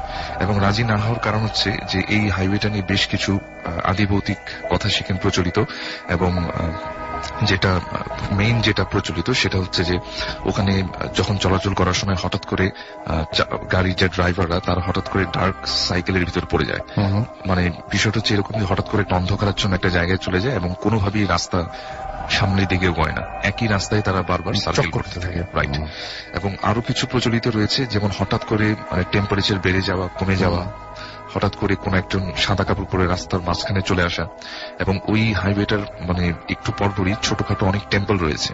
তো ওনাদের ওখানকার লোকালদের বিশ্বাস হচ্ছে মানে কেউ যদি এই টেম্পল গুলার যে কোনো একটাতে পুজো না দিয়ে যায় তাহলেই তার মানে বিপদ সামনে। আচ্ছা, এরকম একটা মিথ ওখানে প্রচলিত। তো এই জন্যই ড্রাইভার আসলে মানে রাত্রে জার্নি করতে রাজি হয় না। কিন্তু তারপরে অনেক বলাবলির পর দ্বিগুণ ভাড়া দেওয়ার পর সে রাত্রে জার্নি করতে রাজি হয় এবং সন্ধ্যার ঠিক পরবর্তী সময় তারা মানে স্টার্ট করে তাদের জার্নি। তো তারা যখন ওই স্টেট হাইওয়ে 49 সেই রোডটার ঠিক মানে একদম গভীর রাতের দিকে প্রায় মাঝামাঝি অবস্থায় চলে গেছে বললেই হয়। এক পাশে হচ্ছে অনেক বড় ভারত মহাসাগর, সাগর, মানে খুব সুন্দর রাস্তাটা, হাইওয়েটা খুব সুন্দর। আর এক পাশে হচ্ছে পাহাড়, এক পাশে বন জঙ্গল, আবার কিছু কিছু জায়গায় লোকবসতি।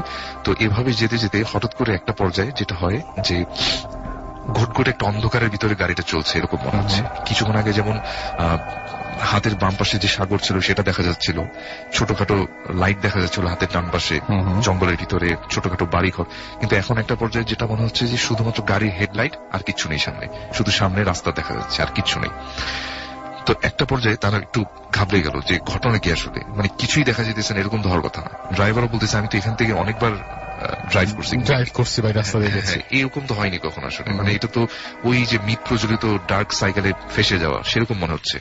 এবং ওদের মধ্যে একজন দেখলো যে হঠাৎ করে রাস্তার বাম পাশে অনেক সময় ভাঙা থাকে না, যে এত কিলোমিটার লেখা থাকে জায়গা, তো ওরকম একটা জায়গা তারা ক্রস করলো এবং ঠিক আধা ঘন্টা পরে ওই জায়গাটি তারা ক্রস করতেছে বারবার। এটা মানে তাদের চোখে পড়লো এবং তারা তখন বুঝতে পারলো যে আসলে তারা আসলে ওই যে ডার্ক সাইকেল যেটা প্রচলিত ওই ইয়াটার ভিতরে পড়ে গেছে। এবং একটা পর্যায়ে তারা বেশ ভয় পেয়ে গেল এবং সাথে সাথে পেট্রোল ফুল হচ্ছে, কিন্তু রাস্তা কিন্তু যাচ্ছে না, সে একই রাস্তায় তারা বারবার ঘুরতেছে। তো বিশাল একটা ভয় কাজ করলো তাদের মাঝে। এবং তারা একটা সময় যেটা চিন্তা করলো যে না আমরা গাড়িটা স্টপ করে রাখবো, কেননা পেট্রোল শেষ হয়ে যাচ্ছে এবং গাড়িটা স্টপ করে রাখবো। তো ইন দ্য মিন টাইম গাড়িটি স্টপ ছিল প্রায় 5 মিনিটের মতো। এই 5 মিনিটে কোনো ট্রাক বা কোনো গাড়ি ঘোড়া আসেওনি যায়ওনি। তো হঠাৎ করে তারা দেখলো যে দূর থেকে একটা জিপের মতো অনেক পুরনো মডেলের একটা জিপ, ব্রিটিশ আমলের একটা মডেলের জিপ, মানে তাদের বরাবর আসতেছে, তাদের গাড়িটা বরাবর। তো তারা তখন চিন্তা করলো যে এত পুরনো জিপ তো এখানে থাকার কথা না, এগুলো তো ব্রিটিশ আমলের জিপ, তো এটাই হাইওয়ে রোডে কিভাবে আসলো। তো ওইটা যখনই তাদের সামনে দিয়ে ক্রস করে চলে গেল, দেখলো যে গাড়ির ভিতরে কেউ নেই, মানে ড্রাইভারও নেই, না ড্রাইভারও নেই, ড্রাইভার সিটটা খালি, মানে ওখানে কেউ ড্রাইভ করছে না, কিন্তু গাড়িটা সম্পূর্ণ লাশে ভর্তি। ঠিক আছে, গাড়িটা সম্পূর্ণ লাশে ভর্তি এবং তাদের সামনে দিয়ে ক্রস করে চলে গেল। এবং তাদের কাছে মনে হচ্ছিল যে লাশগুলো অনেকটা ব্রিটিশ মানুষদের লাশ থাকে না যেরকম, মানে আমাদের নর্মাল, আমাদের মতো না, আমাদের মতো না, সোজা কথা। তো এই জিনিসটা তাদের চোখে পড়ছে এবং সাথে সাথে পাশে যে ভারত মহাসাগর সেটাও তারা চোখে পড়লো, ওশানটা, এবং সবকিছু হঠাৎ করে, মানে আগে যেমন একটা ডার্কনেসের ভিতরে হারানো ছিল, এখন হঠাৎ করে আবার সবকিছু ঠিক হয়ে গেল, নর্মাল হয়ে গেল, একদম পুরো 1 সেকেন্ডের মাথায় গাড়িটা ক্রস করে চলে গেল তাদেরকে জিপটা, এবং সব ঠিক হয়ে গেল। তারপর তারা আস্তে আস্তে সামনের দিকে আবার গেল। মেনলি ভাই এটাই ছিল ঘটনা, আমি শর্টকাটই বললাম আসলে। না না, কোনো সমস্যা নাই। আচ্ছা, এইটাই ছিল ঘটনা। এখন ওই ড্রাইভারটাকে তারা অনেক প্রশ্নগুলো যে এটা কি দেখলাম আসলে, তারা 4 জন মিলে একই সাথে একই জিনিস দেখলো। তো তখন সে বললো যে আমি তো আপনাদের বলছি আগে যে এই ধরনের রোড গুলাতে মানে আমরা কখনোই রাতের কোন ট্রিপ নেই না, তো এই জন্যই বলছিলাম যে সকালে যেতে, কারণ কখন এই অঘটন ঘটে যায় এটা আসলে বলা যায়, বলতে পারবে না। রাইট। এবং তারা যেটা ধারণা করে যেটা হয়তো বা কোনো ইংলিশ ওই সময়কার কোন ওই সময়ের কোন একটা ঘটনার প্রেক্ষিতেই এই ঘটনা এখনো ঘটে যাচ্ছে। রাইট। এবং তারা আমাকে যেটা ভাই বলে, উনি ওই শুভঙ্কর যে আমাকে যেটা বলেন যে তারা যখন ব্যাক করবে তারা ওই হাইওয়েটা আর ব্যাক করেনি, দিনের বেলাও ব্যাক করেনি, রাতে তো প্রশ্নই আসে না। তারা ভিতর দিয়ে মানে ট্রেন দিয়ে অনেক ঘুরে টুরে ঝামেলা করে তারপরে পন্ডিচেরি থেকে চেন্নাই, মানে যেভাবে এড়ানো যায় ওই রাস্তাটা সেভাবে এড়ানোর চেষ্টা করেছে। তারা খুব ফার্স্টে নাকি খুব মানে সাহসিকতা দেখাচ্ছিল, কিন্তু শেষে আসলে সেটা ক্যারি করতে পারেনি আসলে। এই ছিল আমার ঘটনা। Thank you so much. Hello, আসসালামু আলাইকুম রাসেল ভাই, এবং hello to all the Bhoot FM listeners. আমি গত সপ্তাহে রোজ তার মিরর এবং তার কোমায় যাওয়ার ঘটনাটি শেয়ার করেছিলাম। আমি এই সপ্তাহে যে ঘটনাটি শেয়ার করব এটিও একটি কোমার ঘটনা, এবং এটি ঘটেছে আমার খুব কাছের একজন মানুষের সাথে। আমি এটি শেয়ার করতে চাইনি, তারপরে গত সপ্তাহের ঘটনাটা শুনে আমার কাজিনের ভালো লেগেছে, এটা ওর সাথে ঘটে যাওয়া ঘটনা। ও আমাকে বলে যে তুমি এটা শেয়ার করতে পারো, এই কারণে আমি এটা শেয়ার করলাম। এবং এই ঘটনা দুটি একই রকম কোমা রিলেটেড হয়ে গেল। তারপরও আমি এই ঘটনাটি বিশ্বাসযোগ্যতা সবকিছু শেয়ার করার জন্য এই ঘটনার সময় এই ঘটনাটি প্রুফ হিসেবে আমি একটি ফটো সেন্ড করবো, তো আশা করি সেটিও সবাই দেখতে পাবেন। তো যাই হোক, এই ঘটনাটি ঘটে আমার কাজিনের সাথে গত বছর। ঘটনাটি হচ্ছে আমার কাজিন একটি মারাত্মক রোড অ্যাক্সিডেন্টে আহত হয়। আহত হওয়ার পরে সে প্রায় 4 দিন কোমাতে ছিল। আমার কাজিন অস্ট্রেলিয়াতে একটি ইউনিভার্সিটিতে প্রফেশনাল অ্যাকাউন্টিং এ আন্ডারগ্র্যাজুয়েট স্টুডেন্ট হিসেবে পড়াশোনা করছে। সো একদিন ওদের ইউনিভার্সিটিতে আড্ডায় 3-4 জন ফ্রেন্ডের মধ্যে কথা হয় যে ওরা সবাই উইজি বোর্ড প্র্যাকটিস করবে। উইজি বোর্ডটা হচ্ছে প্ল্যানচার্ট বোর্ডের মতো, কিংবা প্ল্যানচার্ট বোর্ডই, আমি এটা নিয়ে সঠিক শিওর না। সো এটা দিয়ে হচ্ছে বিভিন্ন আত্মা, প্রেতাত্মা কিংবা এরকম জিন সবাই ডাকে, আমরা যেরকম মুভিতে দেখতে পারি। সো একটা কথা প্যারানর্মাল অ্যাক্টিভিস্ট কিংবা নেটে আমরা অনেক জায়গায় দেখতে পারি, এটা খুব কমন একটি কথা যে it's quite easy to call a demon or soul in your house on you, but it's quite impossible to get rid of that demon. মানে হচ্ছে তো এটা খুব ইজি একটা আত্মা, প্রেতাত্মা, জিন যেটাকেই হোক সমন করে আনা, কিন্তু এটা ইম্পসিবল যে এটা তোমার উপর থেকে এটার প্রভাবটা ছাড়ানো। তো যাই হোক, আমার কাজিনদের যেই কথা সেই কাজ। 4 জন ছিল, 4 জন থেকে রীতিমতো 2 জন ভয় টয় পেয়ে ওরা প্ল্যান চ্যাট করবে না, কিছু খারাপ হতে পারে, এই কারণে ওরা চলে যায়। তো 2 জন হচ্ছে লাস্ট পথে থেকে যায়, আমার কাজিন আর পাবলো নামের একটা ছেলে। পাবলো হচ্ছে ব্রাজিলিয়ান। তো এরা 2 জন বসে পাবলোর বাসায় এরকম প্ল্যান চ্যাট করে। প্ল্যান চ্যাট করার পরে দেখে যে তখন কিছুই হয় না আসলে। তো ওরা ভাবে যে এটা একটা ভোগাস জিনিস, এটা দিয়ে আসলে কিছুই হয় না, তো শুধু শুধু এটা কিছুই হলো না। তো রীতিমতো ওই দিন আমার কাজিন বাসায় চলে আসে। আমার কাজিন বাসায় চলে আসার পরে যেটা হয়, সে রাতে ঘুমায়। ঘুমানোর পরে সে রাতের বেলা শুনতে পারে যে খুব একটা গুঙ্গানি টাইপের একটা থাকে না যে মানুষ ঘুমের মধ্যে যদি কখনো ঘুমায় সেই রকম ঘুমিয়ে ঘুমিয়ে আবার হালকা করে একটা কিছু হাসছে, তো সে রীতিমতো লাফ দিয়ে উঠে যায়। তো উঠে যাওয়ার পরে তার রুমের বাম পাশে যে জানালা আছে, জানালাটি পুরোটা খোলা ছিল, কাচের জানালা, কার্টনটা পুরোটুকু খোলা ছিল। তো সে দেখে যে তার জানালার ওখানে একটা ক্লাউন ফেস, দুটো হাত তার জানালায় লাগিয়ে একটা ক্লাউন ফেস তার দিকে তাকিয়ে আছে আর হাসছে আস্তে আস্তে করে। সে সাথে সাথে প্রচুর ভয় পেয়ে যায়। সো বেড সুইচটা তার বেড থেকে মোটামুটি দূরে থাকা ইলেকট্রিক সুইচটা সে ফোনের লাইট সাথে সাথে জ্বালায়। জ্বালানোর পরে সে দেখে যে আসলে ওখানে কিছুই নাই। কিন্তু সবচেয়ে অদ্ভুত এবং ভয়ঙ্কর বিষয় হচ্ছে সে দেখে তার জানালায় হালকা কুয়াশার মধ্যে জানালায় ভিজে থাকলে যদি কেউ হাত রাখে তো সেটাতে হাতের 5টা আঙুলের ছাপ পড়ে যায় না, সে দেখে যে ওইরকম 2টা আঙুলের ছাপ তার জানালায় অপোজিট সাইড থেকে আছে। আর সবচেয়ে ভয়ানক বিষয় হচ্ছে আমার কাজিনের বাসা দোতলায় এবং অস্ট্রেলিয়া সিডনিতে ওর বাসাটা হচ্ছে মোটামুটি একটা হিলের লাস্ট সাইডে। তো ওর বাসা থেকে প্রায় 20-25 ফিট নিচে হচ্ছে একটি রোড, বাট এখানে কোনো বাড়ি ঘর নেই। তার মানে আর অস্ট্রেলিয়ার জানালাতে কোনো সানসেটও থাকে না যে নিচতলার একতলার বিল্ডিং এর সানসেটের উপরে কেউ দাঁড়িয়ে দোতলার জানালায় হাত রাখবে, এটা ইম্পসিবল। তো সে রীতিমতো খুব ঘাবড়ে যায় এবং কিন্তু সে খালাখালুকেও বলতে খুব ভয় পায়, কারণ এরকম উইজি বোর্ড প্র্যাকটিস করেছে। সো যদি খারাপ কিছু হয় এটা তারা বাজে ভাবে নিবে, তাদের ছেলে কি হয়ে যাচ্ছে এখানে, এই কারণে। সো ও ওই দিন রাতে এটা নিয়ে পাবলোর সাথে কথা বলে, কিন্তু পাবলো বলে যে না, ওর আসলে এরকম কিছুই হচ্ছে না, হি ইজ কোয়াইট ওকে। তো আমার কাজিন ভাবে যে তাহলে মনে হয় ও এটা ভয় পেয়েছে, কারণ ও উইজি বোর্ড নিয়ে এরকম বহুত কাহিনী শোনে, সো ভয় পেয়েছে। তারপরে ও পরের দিন ঘুমোতে যায়। ঘুমোতে যাওয়ার পরের দিনও দেখে, পরের দিন না, ও এরকম কিছু দেখে না যে জানালার কাছে এরকম কিছু আছে, কিন্তু ওই ঘুমের মধ্যে ওই ক্লাউনটা এসে দেখাচ্ছে যে ও একটা রাস্তা, খালি একটা রাস্তা দিয়ে হাঁটছে, খালি রাস্তা, আশেপাশে কোনো বাড়ি ঘর এরকম কিছুই নাই। ও ঘুমের মধ্যে স্বপ্ন দেখছে আর সামনে ক্লাউনটা 4টা বেলুন নিয়ে দাঁড়িয়ে আছে, মানে ক্লাউনের হাতে হচ্ছে 4টা বেলুন। আর ও যখন ক্লাউনের কাছে যায়, কাছে যে ক্লাউনকে জিজ্ঞেস করে হোয়াই 4 বেলুনস, তো তখন ক্লাউনটা টুস করে একটা সুই দিয়ে ফুটা করে 4টা বেলুনের মধ্যে একটা বেলুন ফুটা করে দিয়ে বলে now it's only 3 and you have 3 days left in this world, মানে এখন হচ্ছে এখানে 3টা বেলুন আছে আর তোমার ঠিক 3 দিন তুমি এই পৃথিবীতে থাকবা। পরের দিনও সে একই স্বপ্ন দেখে, স্বপ্ন দেখার সাথে সাথে সে বেশ ভয় পেয়ে যায় এবং ওই দিন ওই আরেকটা বেলুন ফুটা করে বলে যে এখন 2টা আছে, তুমি আর পৃথিবীতে 2 দিন থাকবা। ঘুম থেকে উঠে আমার কাজিন সরাসরি ডাক্তারের কাছে চলে যায়। তো ডাক্তারের কাছে গেলে ডাক্তার বলে যে তুমি আসলে উইজি বোর্ড প্র্যাকটিস করছো, that's why you are maybe hallucinating আর you are having some bad dreams. তো ওকে এরকম করে কিছু স্লিপিং পিল দেয়, কিন্তু ওই স্লিপিং পিল খাওয়ার পরে ও পরের দিন এই স্বপ্নটা দেখে এবং ওইখানে একটা বেলুন ফুটা করে বলে আর একদিন আসো। সে আরো ঘাবড়ে যায়, ঘাবড়ে যাওয়ার পরে পরের দিনে সেম স্বপ্ন, আরেকটা বেলুন ফুটা করে বলে আজকেই তোমার শেষ দিন। তো ও ওই দিন এইটা ওর মাথায় আসে, ও রীতিমতো খুব ভয় পেয়ে যাচ্ছে। তো ও ওই দিন 3টা বাজে ঘুম থেকে ওঠে, 3টা বাজে স্লিপিং পিল খাওয়ার পর এইভাবে ওর ওভার স্লিপিং হচ্ছে। আমার খালাখালু যখন জিজ্ঞেস করে যে why you are sleeping so much, তখন বলে যে এমনিতে কিছু একটা বলে যে ভার্সিটি নাই কিংবা এই কারণে এখন ঘুমাচ্ছি। যাই হোক, ও ওরকম ঘুমাচ্ছে। 3:30 বাজে ঘুম থেকে উঠে ও বাসার সামনে রোডটা ক্রস করে যাবে অপোজিট সাইডে। ডানে বামে যতটুকু দেখা যায় 400-500 মিটারের মধ্যে ও দেখে যে কোনো গাড়ি টাড়ি কিচ্ছু নাই। ও রোডটা পার হচ্ছে, হঠাৎ করেই দেখে যে ওর সামনে দিয়ে একটা গাড়ি চলে যাচ্ছে। তো ও না একটু সাইড কাটায় গাড়িটা, হ্যাঁ, অথচ গাড়িটা কোথাও ছিল না, তারপরে ও দেখে যে এরকম গাড়িটা চলে আসছে।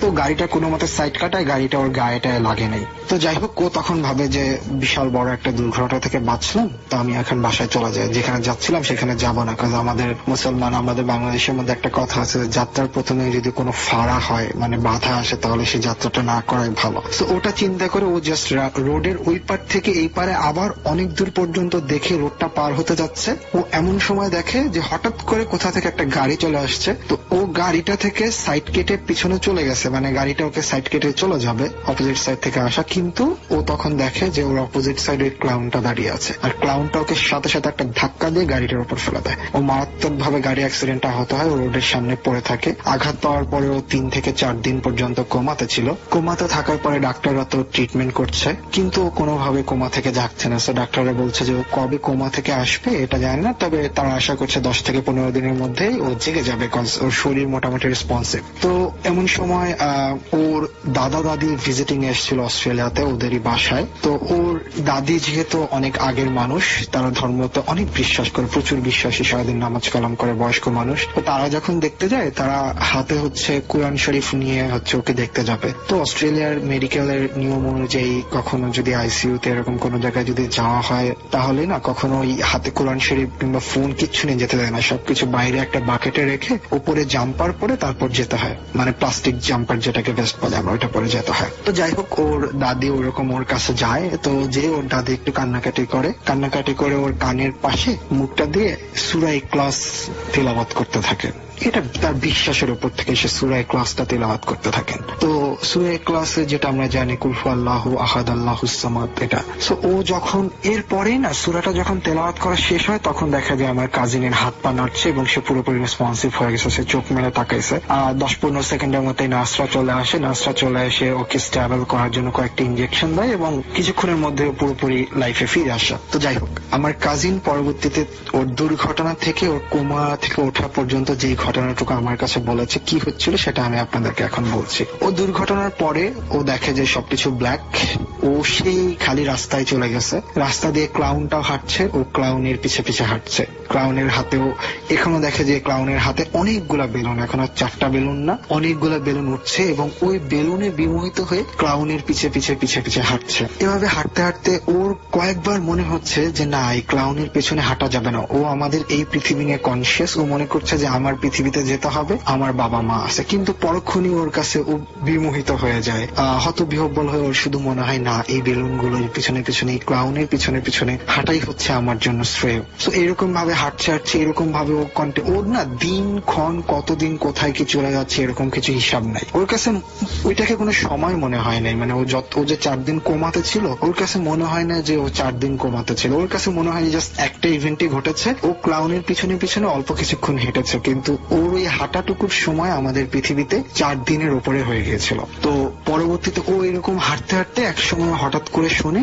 যে ওর কানের কাছে কুল হুয়াল্লাহু আহাদ আল্লাহুস সামাদ এই সূরা ইখলাসটা তেলাওয়াত করা হচ্ছে। ওই সূরা ইখলাসটা তেলাওয়াত করার সাথে সাথেই ওর মনে পড়ে যায় যে ও ওর দাদা ভাইয়ের কাছে সকালবেলা বসে কোরআন শরীফ পড়া শিখতো, সিপারা পড়তো। সো তখন একদিন ওর দাদা ভাই, ও খুব দুষ্ট ছিল, কোরআন পড়তে চাইতো না, সূরাটা মুখস্থ করতে চাইতো না। সো একদিন ওর লাইফের প্রথম শেখা সূরা হচ্ছে সূরা ইখলাস। এটা আমরা সকলে অনেক প্রথমবার শিখেছি, কারণ এটা বেশ ছোট সূরা। তো ওই সূরাটা ও ভুল করার কারণে ওর দাদা ভাই ওকে হাতে একটা স্কেল দিয়ে একটা বাড়ি মারে। তো ওর না তখন ঠিক ওই জিনিসটাই, ওই সূরাটা শোনার সাথে সাথে ও ছোটবেলার সেই স্মৃতিতে চলে যায় যে ও বাড়ির বারান্দায় বসে সূরা ইখলাস পড়ছে ওর দাদার কাছে। ভুল হওয়ার কারণে ওর দাদা ওকে হাতে একটা স্কেল দিয়ে, কাঠের স্কেল দিয়ে আস্তে করে একটা বাড়ি দিয়েছে। ও ঠিক হাতের মধ্যে সেই বাড়িটা ফিল করে এবং বাড়িটা ফিল করার সাথে সাথেই ও আর কি আমাদের এই পৃথিবীতে চলে আসে। তো এটাই ছিল ওর ঘটনা।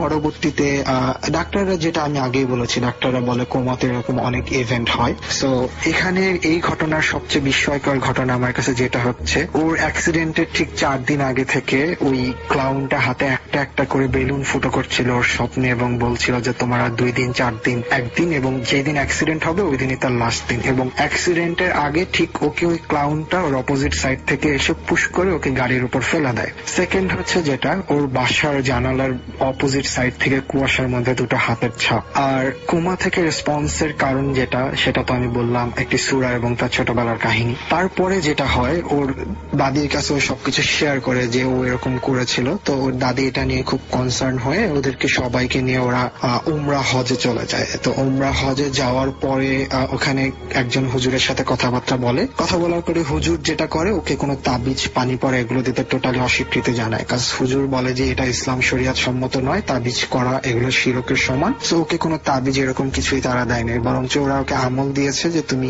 এই সূরা পড়বা, ধীরে ধীরে কোরআন শরীফ পড়া শুরু করো, নামাজ কালাম করা শুরু করো, আল্লাহর রহমতে তোমার এগুলো আর কিছুই হবে না। তো এটা জিন ছিল না, প্রেতাত্মা ছিল, এটা ওই হুজুর যার সাথে কথা বলেছিল আলেম, তিনি এইসব নিয়ে কিছুই বলেন নাই। জাস্ট ওকে আলেম এই নামাজ পড়া এগুলো বলে দিয়েছে এবং এরপর থেকে ও নামাজি হয়ে গেছে। ও এখন দাঁড়িয়ে রেখেছে। তো আল্লাহর রহমতে ও এখন ভালো আছে।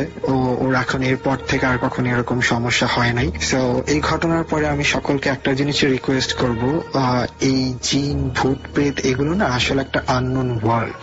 এটার ভালো খারাপ আমরা এখন পর্যন্ত কেউ জানি না। তো আমরা যে জিনিস জানি না এই জিনিস নিয়ে কৌতূহল বশত ঘাটাঘাটি না করাই ভালো। এটা থেকে অনেক খারাপ কিছুই হতে পারে। আশা করি সবার ঘটনাটি ভালো লেগেছে। সবাই ভালো থাকবেন। আল্লাহ হাফেজ।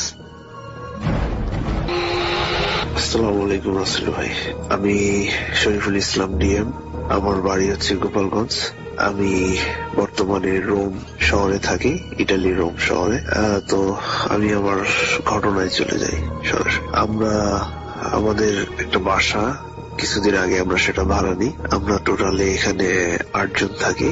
তো আমরা বাসাটা যখন ভাড়া নিই তখন একটা এজেন্সির মাধ্যমে বাসাটা ভাড়া নিই। তো এজেন্সি যখন আমাদের প্রথম বাসাটা দেখায়, তো আমি এবং নাজিম ভাই এবং মামুন আমরা 3 জন বাসাটা দেখার জন্য আসি। তো যখন আমরা বাসাটা দেখার জন্য আসি এবং এজেন্সির যে লোক বাসাটা খুলে দেয় দরজাটা, তো তখন আমি প্রথম বাসাটার ভিতরে ঢোকার পরে আমার কাছে একটু অন্যরকম লাগে। একটা গরম গরম ভাব, কেমন যেন একটা মানে অস্বস্তিকর মতো পরিবেশ আর কি। তো বাসাটা 3টা রুম, একটা ব্যালকনি আর একটা বাথরুম।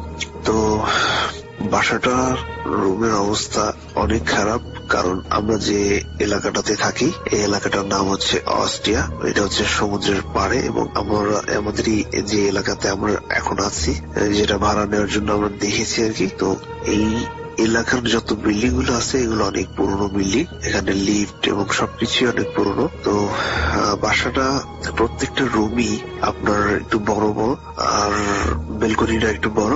এটা হচ্ছে আপনার ফার্স্ট ফ্লোরে আর কি। তো বাসাটার প্রত্যেকটা সাইডেই অনেক মানে দেখে মনে হচ্ছে যে এখানে অনেকদিন যাবত কেউ থাকেনি। এখানের বাথরুমটা একেবারেই ভাঙাচোরা, আপনার কিচেন রুমটা একেবারেই ভাঙাচোরা, আর প্রত্যেকটা রুম প্রচুর পরিমাণে জিনারি লাগানো আর কি। তো যেহেতু আমাদের বাসাটা খুব দরকার, আমাদের কাজের থেকে খুব একটা বেশি দূরে না, তো আমরা এত কিছু চিন্তা না করে আমরা বাসাটা ভাড়া নিয়ে নিই। আর বাসাটার যাবতীয় যত সমস্যা সেটা ঠিক করে দেবে এজেন্সি। তো এই চুক্তির মধ্যে আমরা বাসাটা নিয়ে নিই। যাই হোক, তো আমরা বাসাটা ঠিকঠাক হওয়ার 2 মাস পরে আমরা বাসায় উঠে যাই। আমরা প্রথমে 5 জন উঠি এবং পরে আমাদের আরো 3 জন বন্ধুকে আমরা আনি। তো আমরা টোটালি 8 জন আমরা বাসাটায় থাকি। প্রথম যে সমস্যাটা আমি ফিল করি, অর্থাৎ আমি আমার কাজের সপ্তাহে যে ছুটিটা আমি পাই সেটা হচ্ছে সোমবার। তো সোমবার একবার আমি বাইরের থেকে ঘুরে সকালে একটু হালকা পাতলা নাস্তা করে আমি চলে যাই একেবারে রোম সিটিতে। তো রোম সিটির ওখানে আশপাশ দিয়ে ঘুরে টুরে আমি যখন সন্ধ্যার দিকে বাসায় ফিরি, তো বাসা তখন কেউ ছিল না। বাসাটায় যখন আমি ঢুকি, দরজাটা খুলে ঠিক আমাদের দরজাটার একটু পাশেই হচ্ছে রাসেল ভাই এই বাথরুমটা। তো বাথরুমটার সাইড দিয়েই আমার সেকেন্ড রুমটাই হচ্ছে আমার। তো আমরা যখন যাই তখন হঠাৎ ভিতরে একটা বাচ্চার কান্নার আওয়াজ পাই আমি। তো বাচ্চার যে কান্নার আওয়াজটা পাই সেটা অনেক করুণ আওয়াজ রাসেল ভাই। ঠিক আমি তখন একটু কেমন যেন একটু মানে খুব স্ট্যাচুর মতো হয়ে যায়, যে কেমন যেন একটা আমার শরীর কেমন যেন একটু দম খেয়ে যায় আর কি। তো আমি কান্নার আওয়াজটা খুব স্পষ্ট শুনতে পাচ্ছি। বাচ্চাটা কেমন যেন খুব গঙ্গে মানে খুব করুণ সুরে কাঁদতেছে। যাই হোক, আমি তখন একটু মনে সাহস নিয়ে আমি লাইট প্রত্যেকটা মানে আমাদের যে ড্রয়িং রুম যেখান দিয়ে আমরা দরজা দিয়ে ঢুকি ওখানে লাইটটা আমি জ্বালিয়ে দিলাম, এবং জ্বালিয়ে দেওয়ার সাথে সাথে আমি আপনার বাথরুমের লাইটটা জ্বালায় আমি দরজাটা খুলে দেখলাম ভিতরে কেউ নেই বা কোনো ধরনের কোনো সমস্যা নাই। কান্নাটা থেমে গেল। যাই হোক, জিনিসটা আমি তেমন একটা কানে নিলাম না। যাই হোক, হয়তো বা কোনো একটা সাইডের বা আশেপাশের রুমের বাচ্চাটা কাঁদবে কাঁদছে এরকম একটা মনে ধারণা নিয়ে আমি আমার রুমে চলে আসি। তো আমি আমার রুমে এসে জামা কাপড় চেঞ্জ করে বাথরুমে যে ফ্রেশ হই।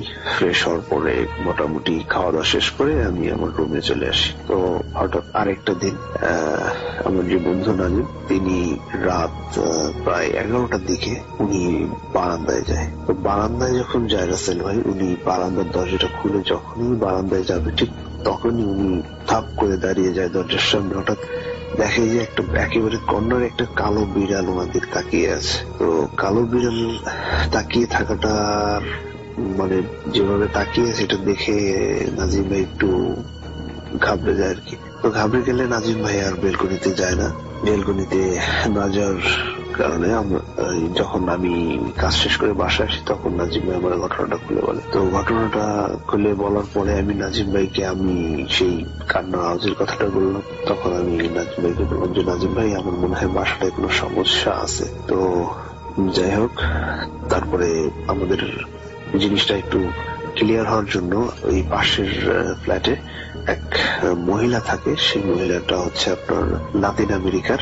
তো সে অনেকদিন যাবত এখানে থাকে, বহুদিন যাবত। তো ওনার কাছে আমি এবং নাজিম ভাই গেলাম এই ইনফরমেশনের জন্য যে বাসাটায় কোনো সমস্যা বা কোনো প্রবলেম আছে কিনা। তো তিনি আমাদের যেটা বললেন রাসেল ভাই, যে বাসাটায় আমরা ওঠার প্রায় 4 থেকে 5 মাস আগে একটা ফ্যামিলি উঠছিল এবং তারা মাত্র 3 মাস স্টে করে এই বাসা ছেড়ে চলে গেছে।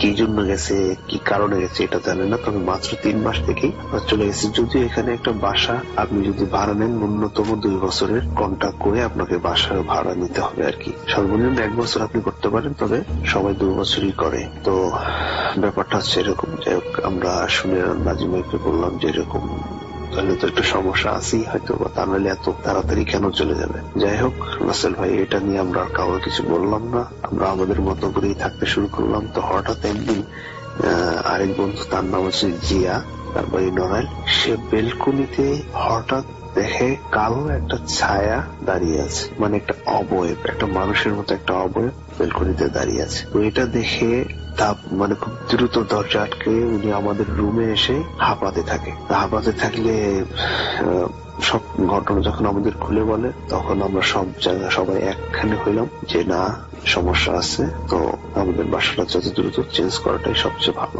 তো এখন আমরা সে বাসাটাই আছি রাসেল ভাই আপাতত, এবং আমরা অন্য একটা বাসা খুঁজতেছি, এবং আমরা পেয়ে গেলে আমরা বাসাটা চেঞ্জ করে ফেলবো। তো যেহেতু আমরা লোকজন অনেক বেশি থাকি এবং কারো কোনো সমস্যা হলে আমরা দ্রুত এক জায়গায় চলে আসি, বা প্রত্যেকটা রুমে আমরা 3 জন এবং 2 জন করে থাকি। তো আমাদের কারো কোনো সমস্যা হলেই আমরা মোটামুটি সেই সবাই একখানে হয়ে যায়, এবং তারপরে সবার মনে একটা সাহস সঞ্চারিত হয় আর কি। যাই হোক, তো এরপরেই মোটামুটি রাসেল ভাই এভাবেই চলছে।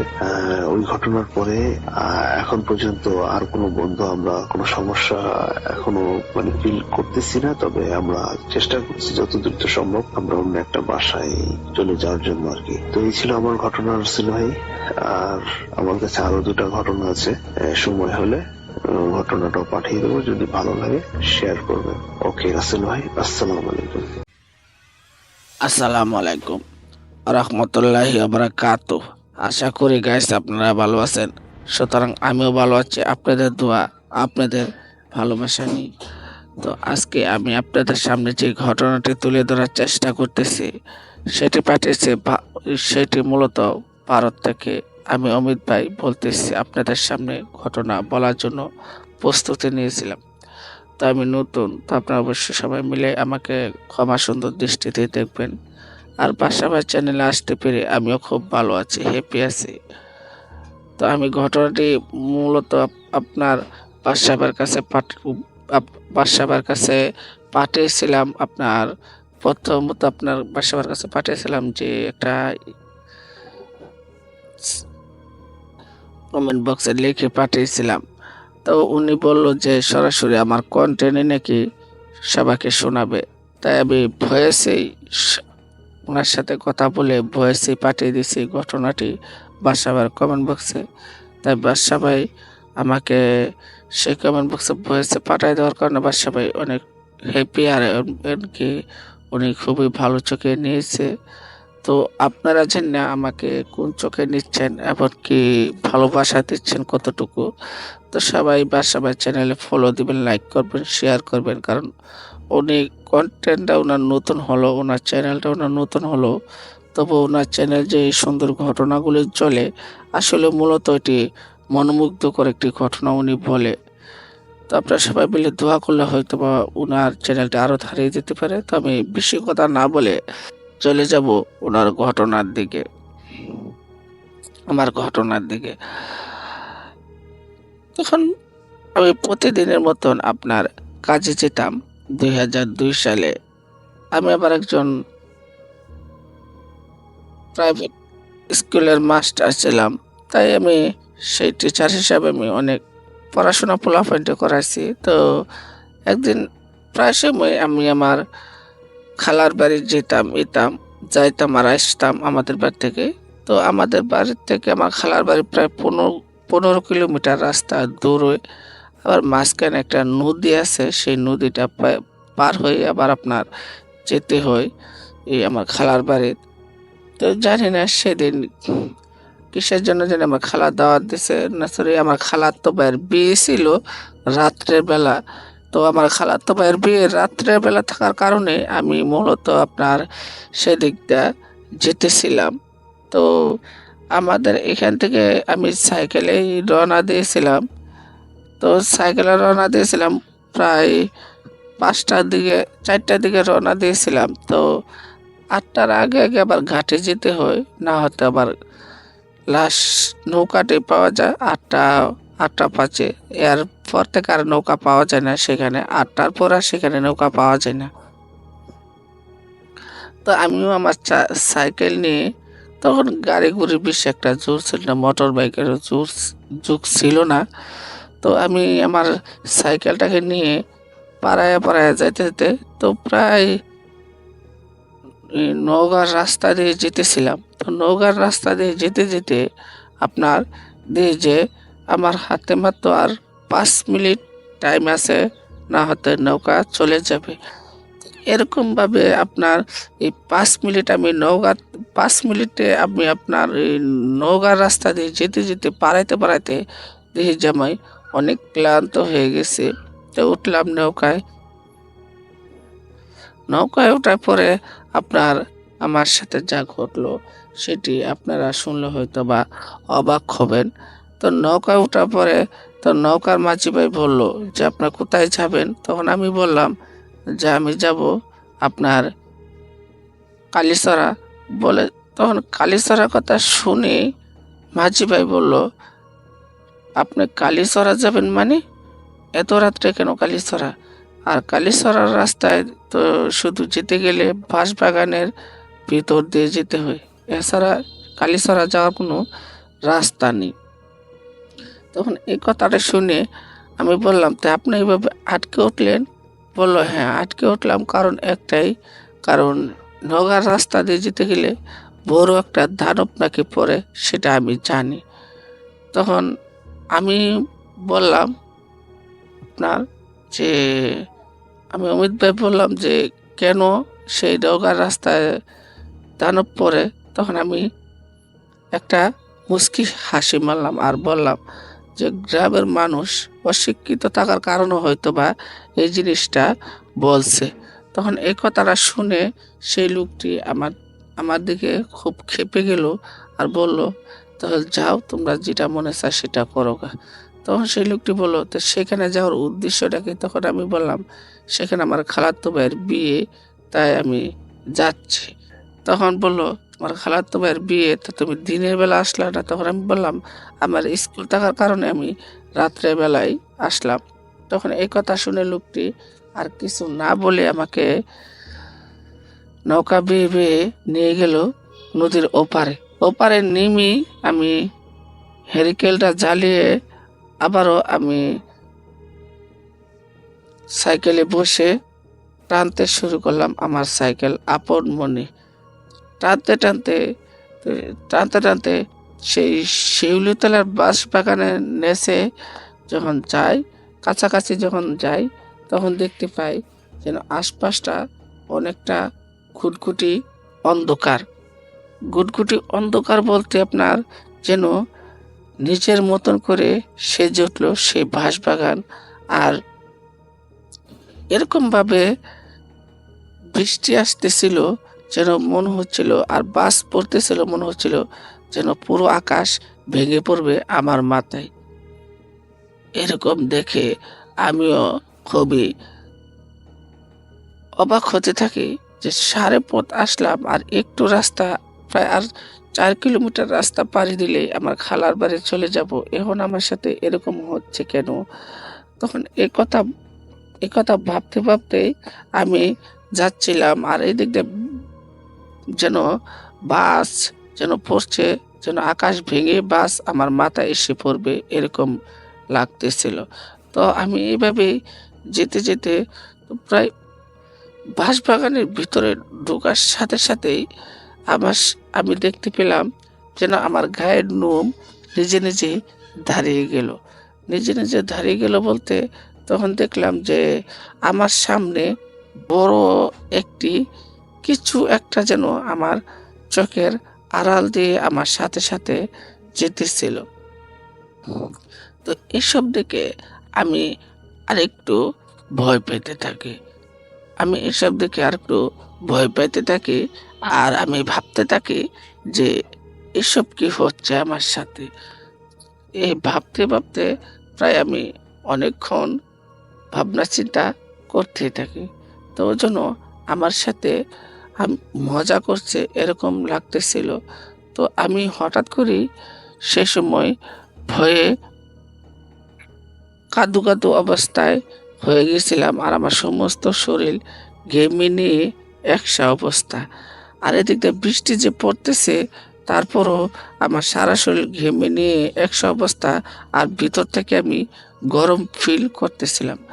তখনই আমি যেতে যেতে তখন দেখতে পাই যে দৈত্যের আকারের একটি মাকড়সা, মানে দৈত্যের আকারের একটি মাকড়সা যেন ঝাল বনে বনে সারে জঙ্গলে যেন ওনার নিজের একটি রাজত্ব করে নিয়েছে। দৈত্যের আকার মাকড়সা বলার কারণে একটি মাকড়সাটা আপনার সাধারণ মাকড়সাতে অনেকটাই সাইজে বড়। প্রায় যদি এটা আমি নাপ দিতাম তাহলে প্রায় 3 থেকে 4 কেজি ওজন হতো সেই মাকড়সাটা। তাহলে বুঝতে হবে যে মাকড়সাটা কত বড়। এ কারণে আমি সেটাকে দৈত্যের আকারের মাকড়সার নাম দিয়েছি। তো এরকম ভাবে যখন সামনে গেলাম, ঠিক তখনই আমি কিছু খেকশিয়ালের আওয়াজও আমার কানে ভেসে আসতে লাগলো। তো খেকশিয়ালের আওয়াজ শুনে আমার মনে আরেকটু ভয় বেশি লাগতেছিল। তো এই দিকটা ভয়ের ছুটে আমার যেন আপনার জামা কাপড় ভিজে যাওয়ার যুগ।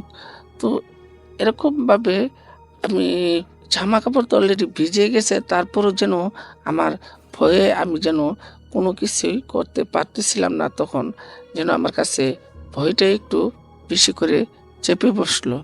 তো হঠাৎই যখন আরেকটু আগালাম, তখন দেখতে পেলাম, যেটা দেখে আপনারা হয়তো বা খুবই ভয় পাবেন আর খুবই কষ্টকর সেই ঘটনাটা।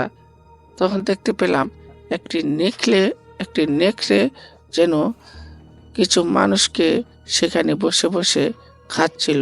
সন্ধ্যার পরে নাকি আপনার সেই রাস্তা দিয়ে কোনো লোকজন যায় না বললেই চলে। তো নেকড়ে যেভাবে মানুষ খাচ্ছিল, যেন মনে হচ্ছিল যেন উনি আর খাদ্য গিয়ে আমি আঘাত করে ফেলেছি অলরেডি। তো নেকড়ে আমার দিকে দেখে এরকম ভাবে তাকালো, আর আমি যেন খুবই ভয় পেতে লাগলাম। তো হঠাৎই সামনে দেখতে পেলাম যে অর্ধেক মানুষ আর অর্ধেক মাকড়সা রূপের সেই দৈত্য যেন আমার সামনে দাঁড়িয়েছিল আর বলতেছিল, আমি আজকে তোকে খাবো। আমি কতদিন হয়ে গেল জ্যান্ত মানুষ খাই না। তো এই সব ঘটনাটি এই বাঁশবাগানের এই রাস্তা দিয়ে আমি দেখতেছিলাম। তো মূলত বাঁশবাগানটা প্রায় 4 কিলোমিটার রাস্তা নিয়ে সেই বাঁশবাগান, আর এই বাঁশবাগানটা শেষ হলেই আমার খালার বাড়ি। যখন এই জিনিসটি আমি দেখতেছিলাম, খুবই ভয় পাইতেছিলাম। তো একে একে সেই অর্ধেক মানুষ আর অর্ধেক মাকড়সা রূপে সেই দানব যেন আমার দিকে মাকড়সা ছুঁড়ে ছুঁড়ে মারছে। তখন আমার হাতে তখন একটি ঝুলন্ত হেরিকেল ছিল, তাই আমি হেরিকেলটা আপনার যখন ধরে দেই, ঠিক তখনই যেন মাকড়সার জাল আমার কাছে আসতে পারে না, কারণ মাকড়সা তো জাল তো আপনার মূলত হেরিকেলের বাতের আগুন পড়লেই পুড়ে যায়।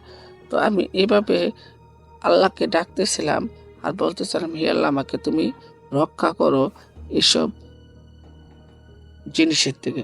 তখন যেন আমার পিছন পিছন সেই অর্ধেক রূপের মানুষ আর অর্ধেক মাকড়সা আমার পিছন পিছন যাচ্ছিল।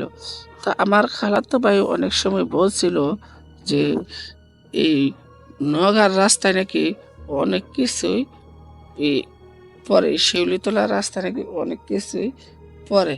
তো এই শিউলিতলার নওগাঁর রাস্তাটা মূলত একদম কাছাকাছি, ঠিক একই রাস্তায়। তো যখন বলছিল, তো আমি ওদের কথা কখনো বিশ্বাস করতাম না। তখন দেখতে পাই আমার ঘড়ির কাঁটাতে প্রায় 12টা চুই চুই অবস্থা। তো এদিকটা আপনার আমি দেখতে পাই যেন চতুর্পাশ যেন নিজের মতন করে প্রকৃতি সেজে রয়েছে, আর সাথে সাথে ঘুটঘুটি অন্ধকারে আমি কিছুই দেখতে পাচ্ছিলাম না।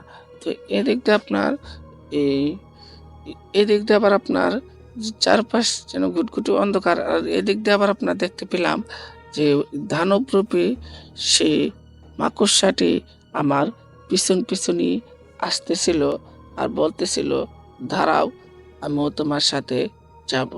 তখন আমি আবার জিজ্ঞেস করলাম, তুমি কে আর তুমি কেন বা আমার সাথে যাইবা? আমি একটু ভয় পেয়ে জিজ্ঞেস করতেছিলাম। তখন বলল যে, আমাকে তুই চিনবি না, আমি দানবী, আর আমি মানুষ খেতে খুব পছন্দ করি, কারণ আমার এই রাস্তায় কোনো লোকজন আসতে আমি দেই না। তো এইসব ঘটনাগুলি যখন আমার সাথে একে একে ঘটতেছিল, তখন আমি খুবই আপসেট আর সাথে সাথে খুবই ভয় পাইতেছিলাম। তো ভয় যতক্ষণই পেতেছিলাম, তার চেয়ে বেশি আমি মানে এটার কাছ থেকে দূরে যেতে চেষ্টা করতেছিলাম, যেন আমি পারছিলাম না দূরে যেতে, যেন এটা আমাকে আষ্টে পৃষ্ঠে বেঁধে রেখেছে। যখন এই সব কিছু একই সাথে একই দিনে আমার সাথে ঘটতেছিল, তখনই আমি দেখতে পেলাম সেই নিখলেও আসতেছে আমার দিকে তেড়ে আমাকে খাবে বলে, আর আমি এদিকটা সাইকেল বেদরুম চালাচ্ছি। তো সাইকেল বেদরুম চালাতে চালাতে একটা সময় আমার খুব হাঁপ ধরে, তখন আমি একটু জিরিয়ে নিব বলে একটু দাঁড়াই। ঠিক তখনই সেই দানবটা আমার কাছে গিয়ে বলে যে, তুমি আমাকে কেন নিবা না, আমিও তোমার সাথে যাব বিয়ে বাড়ির ভোজ খেতে। তখন আমি বললাম যে, তুমি বিয়ে বাড়ির ভোজ খেতে যাবে মানে? কয়, হ্যাঁ, আমিও বিয়ে বাড়ির ভোজ খেতেই যাব। তখন সেই মেয়ে বলল যে, তখন আমি জিজ্ঞেস করলাম, তুমি কে আর তোমার এরকম অবস্থা কেন? তখন সেই মেয়ে বলল যে, আমার এরকম অবস্থা হওয়ার একটাই কারণ সেটাও এই যুগের ছেলেদের জন্য আমার আজকে এরকম অবস্থা। ঠিক তোমার মতন কিছু যুবকই আমাকে এরকম অবস্থা করছে। তখন সেই মেয়ে আরো সম্পূর্ণ ঘটনা বলে যে, তারা তন্ত্র সাধনার জন্য আমাকে ব্যবহার করছে। তবে ওনারা তন্ত্র সাধনা করে সিদ্ধি লাভ করছে ঠিকই, কিন্তু আমাকে এরকম অবস্থায় ওরা রাইখা চইলা গেছে। তখন আমি বললাম যে, তাহলে তুমি এখানে কেন, কিভাবে আসলা? তখন সে মেয়ে বলল যে, এইখানে একটা সময় বড় একটি শ্মশান ছিল, তাই সেই শ্মশানে মরদেহ পুরাতো, তাই ওরা আমাকে আনলো, ঘোরার উছিলায় আমাকে এনে এখানে এসব কাণ্ডগুলি ঘটালো।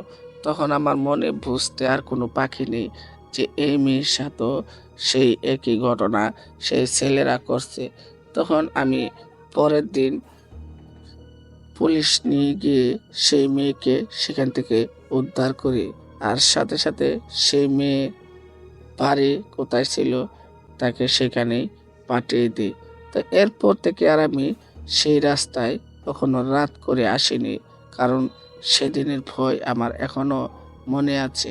তবে হ্যাঁ, সেদিন যখন আমাকে শ্বাস ছিল না, প্রায় যখন হজরের আজান পড়ে যাবে ঠিক তখনই আমি আমার কানে ভেসে আছে হালকা ভারী বাতাসে আল্লাহ আকবার আল্লাহ আকবার। তখনই আমি বুঝতে পারলাম হয়তো বা ভোরের আলো ফুটে আসলো।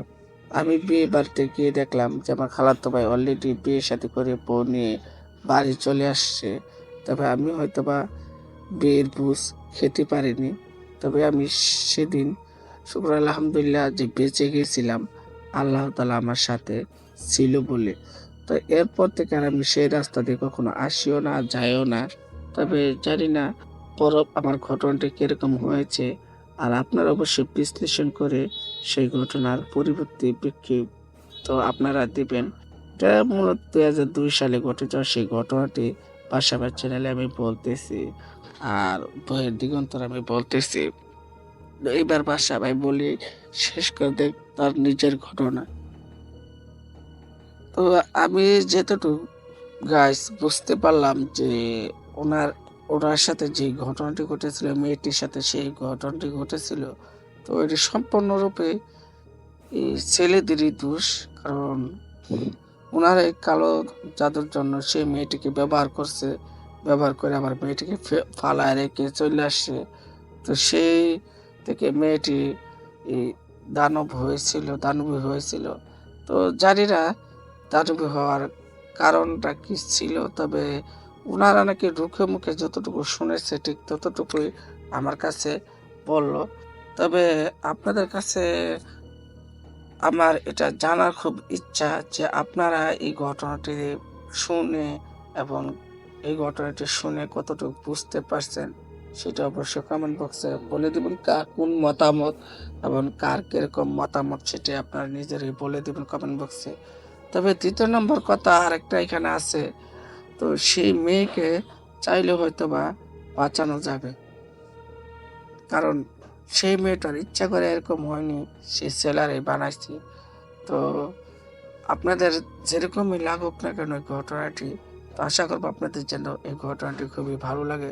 তবে ঘটনাটি যে সুন্দর লেখা, তার তো সুন্দর কন্টেন্ট উনি আমার কাছে উপহার দিয়েছে, তাই আমি ভাইকে জানাচ্ছি ধন্যবাদ, আর সাথে সাথে ভালোবাসা অমিত ভাইকে। তো অমিত ভাই আপনার কাছে যে এরকম ঘটনা আগে আরো থাকে তো বেশি আপনি পাঠিয়ে দিবেন। আমি আপনার বড় ফ্রেন্ড হয়ে গেলাম, আর আমার হয়তো চিন্তা আপনাদের বাকি নেই। তা আমি চলে যাচ্ছি। ঘটনা এ পর্যন্ত ছিল, যতটুকু লেখা ততটুকু আমি বলতে পেরেছি। তা আমি এবার আমার জায়গায় আমি চলে যাচ্ছি। তো আপনারা ভালো থাকেন, সুস্থ থাকেন, এটি আমি আশা, এটি আমার ভালোবাসা। আসসালামু আলাইকুম ওয়া রাহমাতুল্লাহি ওয়া বারাকাতুহু। দেশ ও প্রবাস থেকে যারা ঘটনাটি দেখেন তাদেরকে জানাচ্ছি আমার আন্তরিক ভালোবাসা এবং অভিনন্দন।